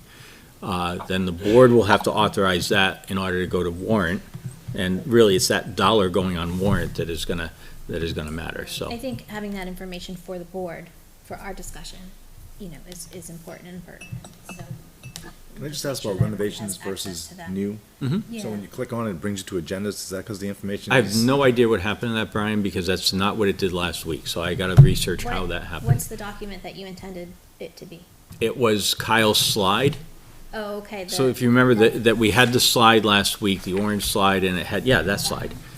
With the light It's cost. that document, Life cycle and I don't know how that link got changed Well, out. this is what came up last week for me too, not this. Okay. Have you looked at So- this? Yeah, I- I have that. Oh, okay. I think what it is that document resides in that folder. If you go digging, you'll find Well, it. that's what I was but wondering, it's within one of those agendas. my guess is that's how that happened, but. There's only one other thing that I wanted to address. We kind of quickly touched on it, sort of, but we did discuss it a lot more in depth at our last facilities meeting. And I think it's an important point to bring up. Mr. Cutter raised some concerns about this. And it's the elephant in the room, which is the LMS solar project hasn't gone along smoothly. We've openly discussed that. We're all very frustrated about that. And so one of the major conversations that we just had was around the heating of this building. Again, we're still at conceptual phase, so they have not designed the heating for this building yet. But one thing that we did discuss and that we specifically asked the question about is, can we make sure that we are not just at this point relying on solar for this? And if that becomes something that we see down the road that has worked well with LMS, would that be something we could design in? And the basis of that was, could we maybe have a hybrid type setup here? Kyle went into a long explanation of these heat pump systems that they're using and how they can effectively heat and cool, and how they can also be very easily converted to boiler systems. So we could theoretically, if it makes more sense, if people are uncomfortable with LMS because they haven't seen the proof of concept yet, which we understand, that we could modify if we needed to, and that this project is being designed in such a way that we could have a hybrid heat source. That would be a boiler-based heat source. So, I've heard people's concerns about that. I want to openly address that we hear that and we are taking that into account as we design this stuff. Absolutely. I do want to point out, though, that as far as proof of concept or, does this work? We have, how many buildings have been built in the past decade that have installed solar arrays to power their entire building? That are proven concepts because Right. they've had years of experience. I think we have had problems with our LMS project. First of all, there was a global pandemic, so we had supply chain issues. Right. That's likely, I'm hopefully not going to happen again. And we've had issues with this particular vendor, but we're not tied to this particular vendor or a PPA system either. So I don't want to knock that out. I think it's something to keep We're not in knocking it out. consideration. We're not knocking it out, but I do think it is important for us to acknowledge, for those that are watching that project and have their concerns, we're not blindly going into this saying, well, we're just going to, that's what all our eggs are in that basket. And Kyle was great about that. And he said, I think that that's a great thing for us to be, considering. So that is something that is being considered. I honestly recommend it. I know this is going to be opposite of what's been talked about in the past, but there are many different ways to design the system. And I think that what we've been thinking about so far has been heat pump systems where it's per unit and it's delivering the heat through mechanical ventilation. There's also another type where you have a VRF unit that creates warm water that gets put through the system, and it can go through a more conventional hydronic delivery system throughout the building. If that's put in tandem with a small boiler that is only there for emergency purposes and maybe helping to boost the hot water for the kitchen and hot water for the hand washing sinks and things of that nature, it could be something where 99% of your heat is coming from solar, and you only have a small boiler as a backup to the whole thing. Now, we haven't really vetted this out, and we haven't really talked about it too much, other than it came up at that last meeting. But I think it's worth exploring and putting it on the table. And I really don't feel that it would compromise the sustainability that has been requested for this design. What about, cost-wise?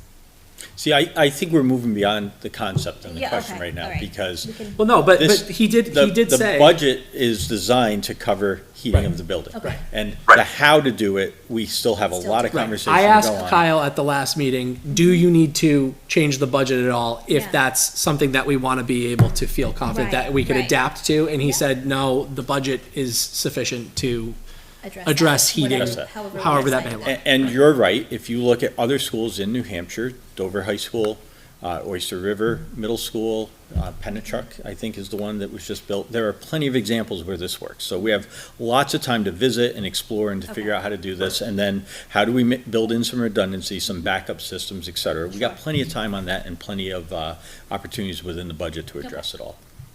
And maybe it doesn't need to be a propane boiler. Maybe you do a small wood pellet boiler or something like that, so you can still say that you're off fossil fuels. Okay. TBD, To be determined. all right. Yep. Great. All right. Are you ready to call it vote? Yeah, We need a motion? Yeah. So- And can we just clarify who are the voting members so that's that the we know? thing. There was discussion that you are no longer a voting member, That is correct, as requested by the budget committee. correct. Only one of you can. Only one of Only us one can. of us can, and the other three of you are employees of the district. So you have voted in the past to recommend things. I feel kind of weird calling for a vote when only one And of the us. goal was to recommend it to the school board, not, I mean, Right. that's, so the school board looks at the numbers and looks at the data. Yeah, of course. And then the school board decides from there, and then eventually, obviously, the ultimate decision is the taxpayers Right. at the end of the day anyways. Right. But we should have a recommendation from this committee. Right. To go before the So school I could board. recommend it, I just can't vote on it.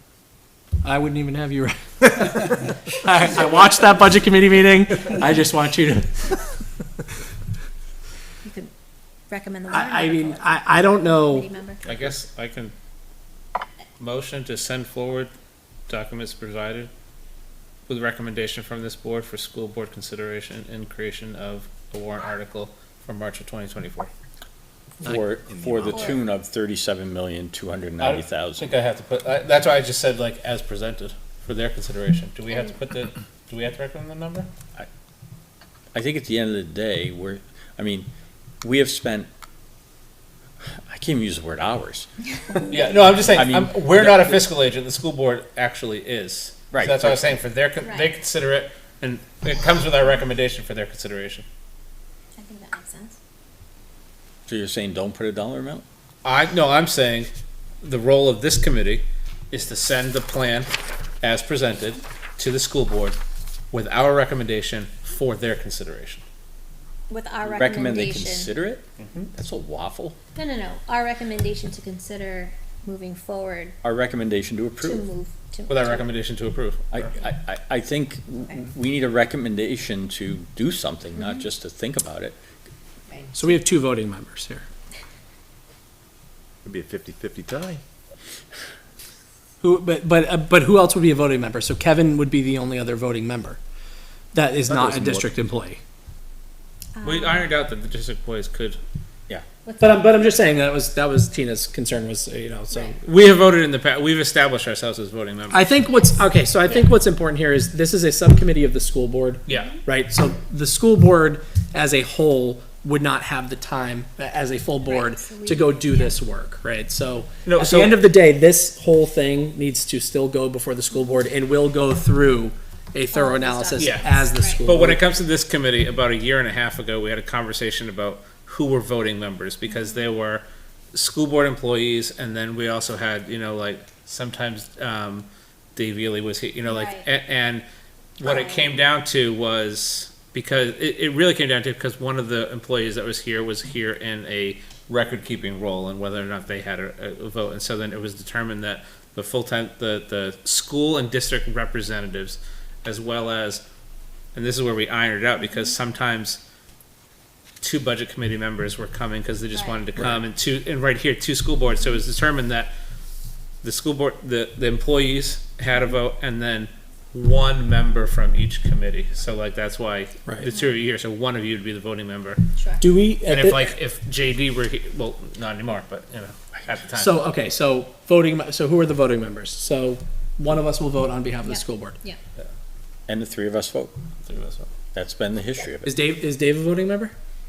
Dave Ross has been a voting member also, sorry. Beautiful. I forgot about that. We can't forget about you, Dave. You're small right now, but Been quiet up we there. know you're there. All right, Okay. so All right. So we have a motion on the table to. I'll second the motion. Recommend to the school board review of these documents, and a recommendation to vote to approve moving Yes. forward with the plan to build. Create a warrant for this. Right, and create a warrant article. Yeah. Okay, all You in- had a second as well. what? You had a second as well. Who seconded? Me. Okay, thanks. And I'm gonna vote on behalf of the school board? Yes, Okay. that's fine. All right, all in favor, say aye. Aye. Oh, Dave, Roll call vote. yeah, Just we'll do do a a roll roll call. call vote because Dave's remote. So Dave? Yes. Yes? Doug? Yes. Yes. Mike? yes. Dan? Yes. And Matt? Yes. All right, you can't vote.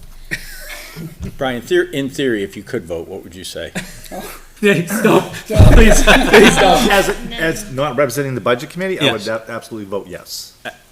As a citizen who's been sitting through these meetings for 5 years, you're at yes. Yes. Thank you. All right, and I would also vote yes if I could. All right, so with that, it is 1, 2, 3, 4, 5. 5-0-0. Opposed? Oh, I didn't call opposed. Or abstain? All right, we have a vote of 5-0-0 to recommend this plan to the school board. I want to be sensitive to our guests. So Keith and Barry, thank you so much for joining us today. Because again, as experts in the field, your experience with this is really critical. And the other piece is we can sense from our meetings that you do work closely with Kyle and that you keep each other in check and are engaged in way more dialogue. And so, and Kyle, we appreciate what you've brought to the table with all of this. This has been quite a journey for us, and to get to this vote today. And now we have to double down on selling this going forward to the board. And then whatever comes out of that, selling to the public. So we'll keep in touch. Thanks, Michael. Thank you, Michael. You all. Take care. Bye. Okay, so next on our agenda is discussion of project public relations. Yeah, so one of the things we're realizing is that because we spent so much time with kind of redesigning the project this fall, we really have not engaged with a public relations process or campaign. We don't have somebody specifically appointed to do that task. To try to get a firm on board and up to speed and producing quality documents between now and deliberative is not going to happen. There's just not that ability. We're going to be doing our best to find some folks who can help out with some things that we need to get done. So I just wanted to say that out loud because to call a company that hasn't engaged with this yet and say, we need you to engage, they're going to have so many questions about this process and how we got there, and helping us to design a PR campaign is going to be a real challenge. So I'm looking for ideas. What do we do? Because it's, for all intents and purposes, it's 2024. And Right, we right. got to get I plug think in here. I think what we need is, we need some deliverables that are just easy to look at, easy to understand. We have a lot of information. A lot of the information is on the website, but it's not always easy to figure out what you're looking at. So I think as a committee, we need to sit down and say, what are the key deliverables that we need that are going to be able to get information to people? And then I think at that point, it's a grassroots campaign of people educating each other on this and providing that information. I think that's our only option. Yeah. I also think, and this is maybe more for our Monday meeting, not necessarily to be here, but I think those of us that are working closely on this, I think we are officially at divide and conquer stage. So I think what needs to happen is right now we have our weekly meetings and we kind of talk about the project, and we all kind of come in and talk about the project. And I'm wondering if it's better at this point to make the Monday meetings about reporting and planning. And so it's more about roles. You know, one of us is going to take the lead on PR, one of us is going to take the lead on website design, one of us is going to take the lead on design with Kyle. You know, one of us is going to take the lead, and then Monday is just about like, all right, what did you do last week, and what are we going to do next week? And so that, because I don't know if all of us talking about PR and all of us talking about the website right now is going to get it done, but if one person goes and runs with it, and you know, so one person's going to work with Chris to redesign the website, and then on Monday we're going to report back what we have. I think we're shifting to that stage. In the bond work. Yeah, I would agree with that. I mean, our job is, well, the school board's job is to get as much information out there as possible so that people have their questions answered and. The thing feel is, you have so confident much information voting. already out there right now, and people still don't know that Right. it's there. So I think what we have to do is we know we need to revamp the website and post all the information there I'm just so that wondering it's more if accessible. it would be worthwhile to reach out to a PR firm, just to inquire. I think it's, to be honest with you, I think it's needed, and I thought it was needed months and months ago. That it has to be out there, and it has to be, like what Dan was saying, it's gotta be a clear presentation, a clear picture of Yeah. here's what we need. My concern is, do we have the manpower? I mean, we already have kind of a bare bones SAU right now. Adding this very important endeavor to everybody's plates is a lot, considering all the other things that the district is doing right now. But just inquiring, and maybe you'll find that you don't have the time. If you you're know? thinking about this, and this is where if we could get, some help, and this maybe is that, I don't think distribution would be hard. I think creation would be hard. Right. Like if we can get someone to create the stuff, we can get it. We have the avenues. We can get it out. So that's where I don't think we have the capacity for creation, but I think we have the capacity for distribution. Right. I think that's. I'm wondering if Kyle could help you as far as with the PR part of it, as far as Graphs and charts. and working presentations. with someone, because he has all the information. I don't know if he has the Yeah, time. we had a discussion with Kyle, and he did talk about some of the PR firms. I don't disagree. I mean, maybe we should reach out and just see. We're not going to get a full PR campaign, but maybe we could get some assistance with just some of the creation of some of the deliverables, and then we can, as a group. And this would be, I If think, we're what's called a comfortable with it, I contract think- per hour. I think Dan's point of parking this to Monday, and that's, like, let's not talk any further about Right.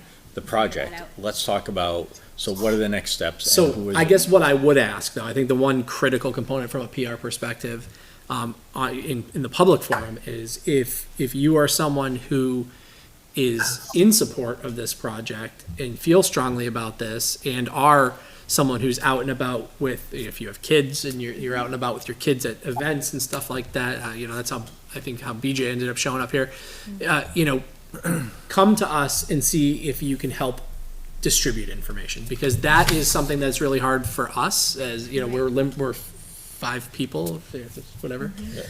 So if you would like to help get involved with just helping spread information, that would be hugely helpful. For what it's worth, I don't know if public opinion is allowed at this point, but I'm happy to act as a liaison for you to the town to kind of help bridge that gap and kind of help organize what we can, because I have been doing a little bit of that on my own. Perfect. Sorry if that was out of turn. That's fine.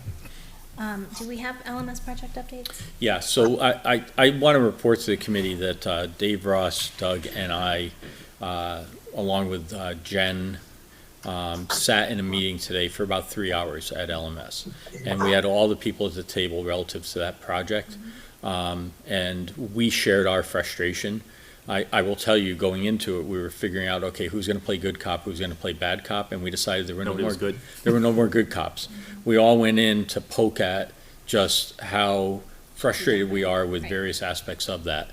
I will say that the right players came to the table and stepped up today. And so we were able to identify issues that have been plaguing the building for some time.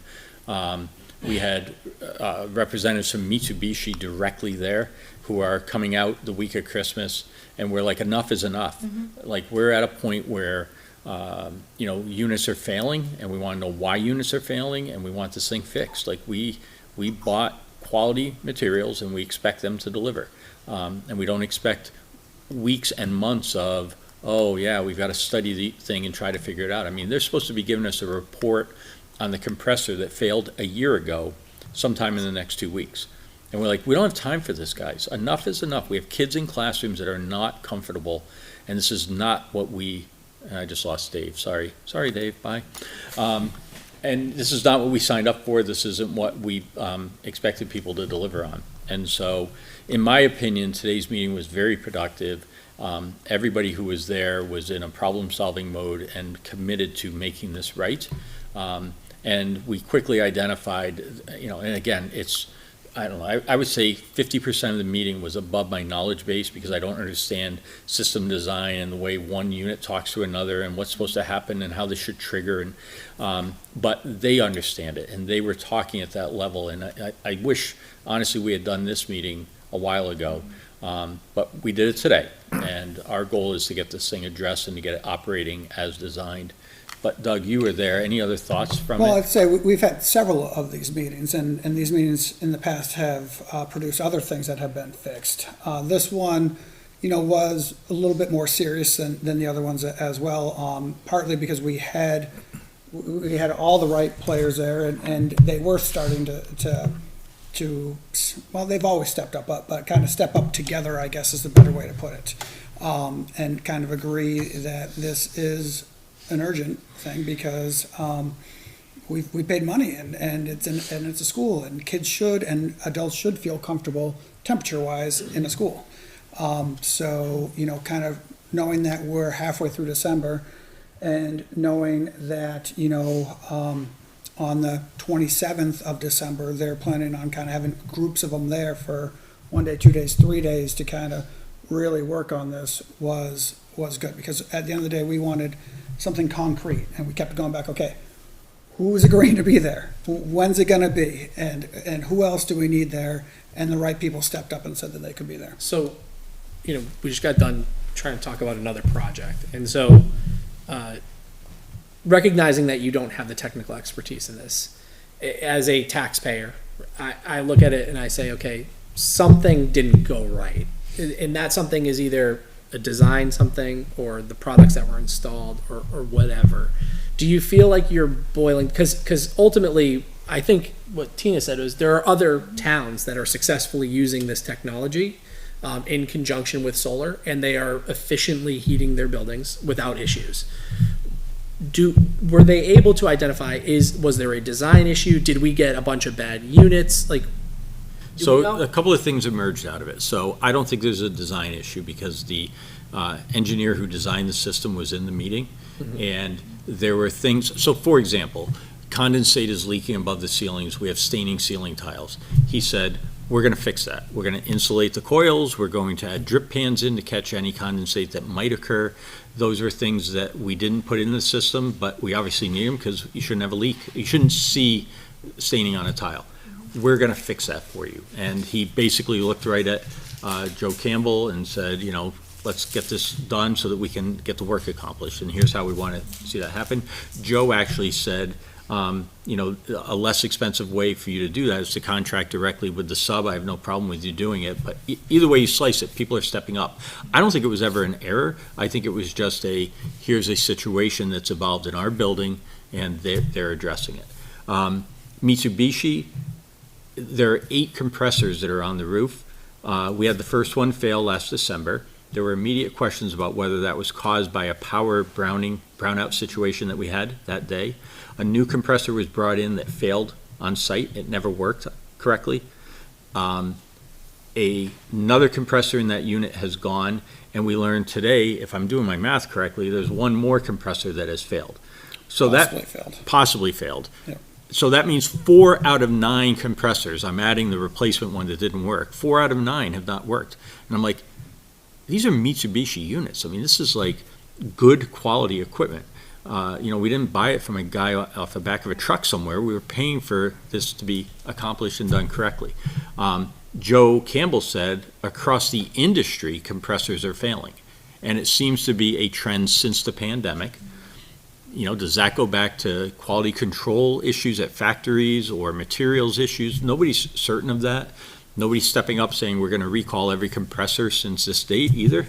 But our point in the meeting was to say Litchfield taxpayers cannot be on the hook for replacing compressors at this rate when, at our high school, we replaced a compressor, but it was 23 years old. So you say, you gotta replace your fridge at home eventually, right? So you gotta replace compressors, but not in the first year of service and not at a 44% failure rate. So that was my next question. Are we on the hook for these replacements and repairs, or are they covering that? It is all covered under warranty, and the key thing is the labor component of that, right? So the warranty covers parts and materials, but there's a labor component that goes along with it.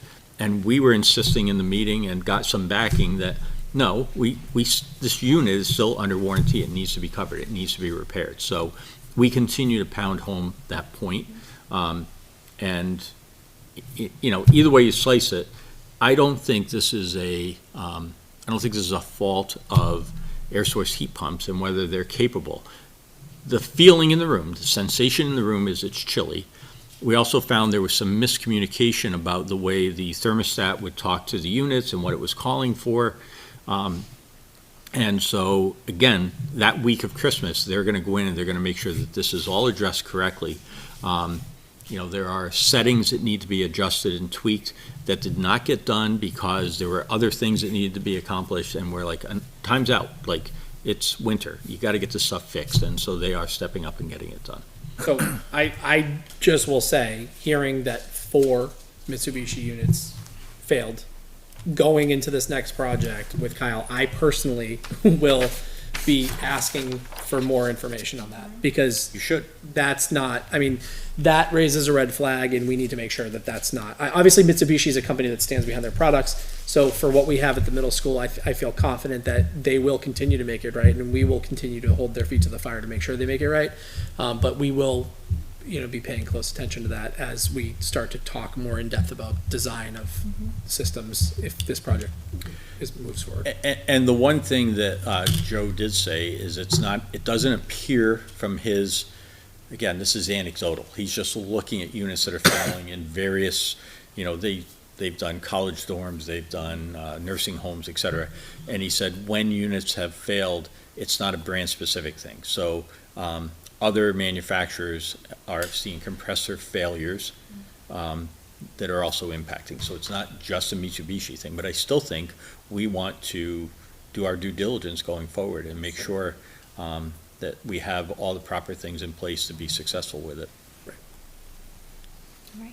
Anything else on that list? Anything else that you can think of? No, just solar, if you want to update on Oh, that. I apologize. So, yeah, solar. So the solar array is, the design for the solar array is complete. The permit set is being submitted to the town of Litchfield by Friday. And then I've been in touch with Jeff Blackwell just to give him a heads up that it's coming so that he's prepped and knows that that's going to show up. So what we're hoping is that we'll move into approval from the town, and so that we can then begin the solar installation. I believe the racking system is going to start to arrive this week. All the materials are in the warehouse, they're ready to go. So the racks are going to be arriving, the solar panels themselves will start to arrive, and as soon as we have, we can't do anything with them other than store them until we have the permit in place, and then everything will begin pretty quickly. So our goal is to have that up and going in pretty short order. We also have, I mentioned last week that Dynamic Grid has committed to implementing the PPA. They've given us paperwork. We're in the process of reviewing that, and we'll have to run it through legal. But the point being that they feel that they can stick with the $95,000 cost of energy for this year by looking at the monthly costs, and then if it exceeds the 95, they'll write us a check back. So they're willing to take the risk on that because, again, their feeling is that the energy efficiency part have achieved a lot of the savings that we were hoping to see. So we'll have more information on that once we get it reviewed. But I know people are saying we haven't seen the savings, but if the PPA is in effect, the savings are there from the taxpayer angle, even though you can't see the array on the roof. So and you can't see it. In layman's terms, the PPA is essentially what we've agreed to as the cost of purchasing power. Right. Right. And so That's what we are going to be paying when the solar panels are in place. Correct. Well, actually the goal of Dynamic Grid is to actually bring it back to September. So they're gonna act as if, you know, the 95,000 that we're paying per year kind of starts in September. Right. So anything over that we paid the electric company of your per month thing, they would reimburse back to us. But just so people understand at home, because I think people get confused about, you have solar panels, so, you know, what is the PPA? Like I don't think people always understand what a PPA is, right? So that's the power purchase agreement, and that's basically in conjunction with solar, we're able to get power at that fixed predictable cost of $95,000. Right. As Yep. opposed to. So right now, we don't own the solar. So when the solar is on the roof, we don't own the solar, we don't own the solar panels, so that's why we pay the yearly price for it. And at the end of the 6 years, we have our first option to buy it at what will be around, the estimated amount is about 600,000. So at that point, then we own the array. So the PPA works towards us kind of having a set amount that we pay, but it's also a set amount not for equipment that we own. So I want to make that clear too. We don't own it until we Right. pay for it. First time we can do that is after 6 years. But with the PPA in place, and if they retroact that back to September, it's Yep. as if the solar system was in place Correct. back to September. Electric bill will never be more than $95,000. And, you know, they're assuming the risk that the energy models were not accurate and that it costs more than the 95, it would be out of their pocket at this point. And part of that is, in my opinion, is a good faith effort because the project has taken longer. And so it's a good faith effort on their part to say, let's put this thing in place and plug ahead. So that's the current situation where we are. But you should see those solar panels go up pretty quickly. So they're racking the panels are coming, and how about the battery? Yeah, so, thank you, Brian. The battery is a separate part of this, right? So the batteries are not going to arrive probably until late spring. And they're building the factory in Maine, is my understanding, or outfitting the factory in Maine to assemble the battery backup system. That's a second permit. So there are safety regulations related to the batteries that are not related to the solar. So we've separated the two into two buckets, right? So we're doing the solar, which is, people have them all across town on their homes. We're gonna do that. Then we're gonna go back to permit the batteries and to install that later. The risk is on the dynamic grid side because the batteries are designed to buffer the demand charges. And so without those, they're sort of absorbing a greater risk. But once that is in place, that'll be a separate permit and a separate installation, again, late spring probably. Is that concrete pad you were talking about in one of the meetings that? Yep. Be behind? Yep, so behind the middle school, I think there's 11 parking spots that are back there. That's where the storage of materials are gonna be. So, you know, folks are gonna see a lull back there because they're gonna need to be able to lift panels up to the roof. And we're back there today taking pictures and saying, all right, bring the lull up this ramp, put the panels on this corner of the roof, bring them to where they're gonna be assembled. So we were talking about the logistics of that a bit, but that's where the material will be staged. The actual container for the batteries will be on the lawn before those parking spots. So when you come around the corner to the back of the middle school, it'll be on the, I call it grass, but it's dirt. That's right there, On the left side as you come around? on the right side. That's, It'll be- doesn't that bring it to the trails up behind the school? Nope, as you come, so the trails behind the school are like if you went straight. Yep. When you take the 90-degree right angle and you come down a little slope and then you have those 11 parking Yeah. spots, it'll be the grass immediately before that. Where the dumpster is, or was, right around where the dumpster is. A little bit further past the Yeah. dumpster. Yep.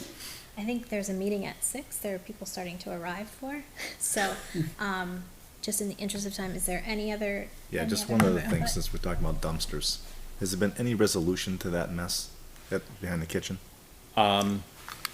So. I see they're knocking the fence down as they keep putting it in there, but So we put in for damages, and it's fixing the existing, so we've been paid out for that. And now we either have to fix it as is, or we have to kind of decide, is there something better that we can do? So, you know, we've been in contact with the company, you know, which is Waste Management. What we're paying now per month is less than what we were paying before, and with that, we've also brought up multiple times the fact that the damage was done. So it's large enough that there shouldn't be damage, but we gotta decide, does it make sense to make it a little bit larger so there actually won't be damage? So even though there's a belief that there shouldn't be damage, we gotta get to actual no damage as well, And close the door. and closing the door. So Brian, we need to have a meeting on site to talk about options. I stood there today looking at it and I'm like, the wood is pretty nice looking. If the door was shut, you wouldn't see the dumpster. And I'm like, if the backside was just chain link fence, I'm not sure that, nobody's gonna drive by it and go, I wonder what it looks like from this side, Yeah.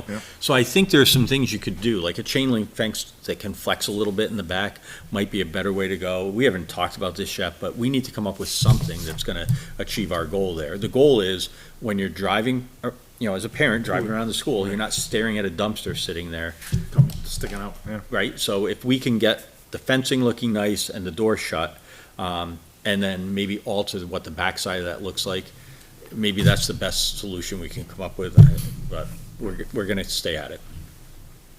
Okay. Meanwhile, ours will stay out on the highway. Meanwhile, Ours will stay out in the and, front of 3A. and if you look GMS up on Google, It's it's a the picture of the dumpster. Let's see. All right. Not even the sign, that's 10 feet away. I don't think we have time for any No. more community input, but happy to answer any questions after this meeting, after we adjourn, if you have any. Or feel free to email the school board, and we'll be in touch. So Motion to our adjourn? next Meeting is, Motion to adjourn. Motion to adjourn. oh, wait. She's trying to give our next meeting. Oh, Sorry. the next meeting is scheduled for January 10th. That is the second Wednesday. We're back to the regular Right, schedule. okay, so, Second. now I'll accept a motion to Motion to adjourn. adjourn. And second. And a second. All in favor, say aye. Aye. Opposed, abstained. 600. Adjourned, and happy holidays, everybody. We'll see you back on the 10th.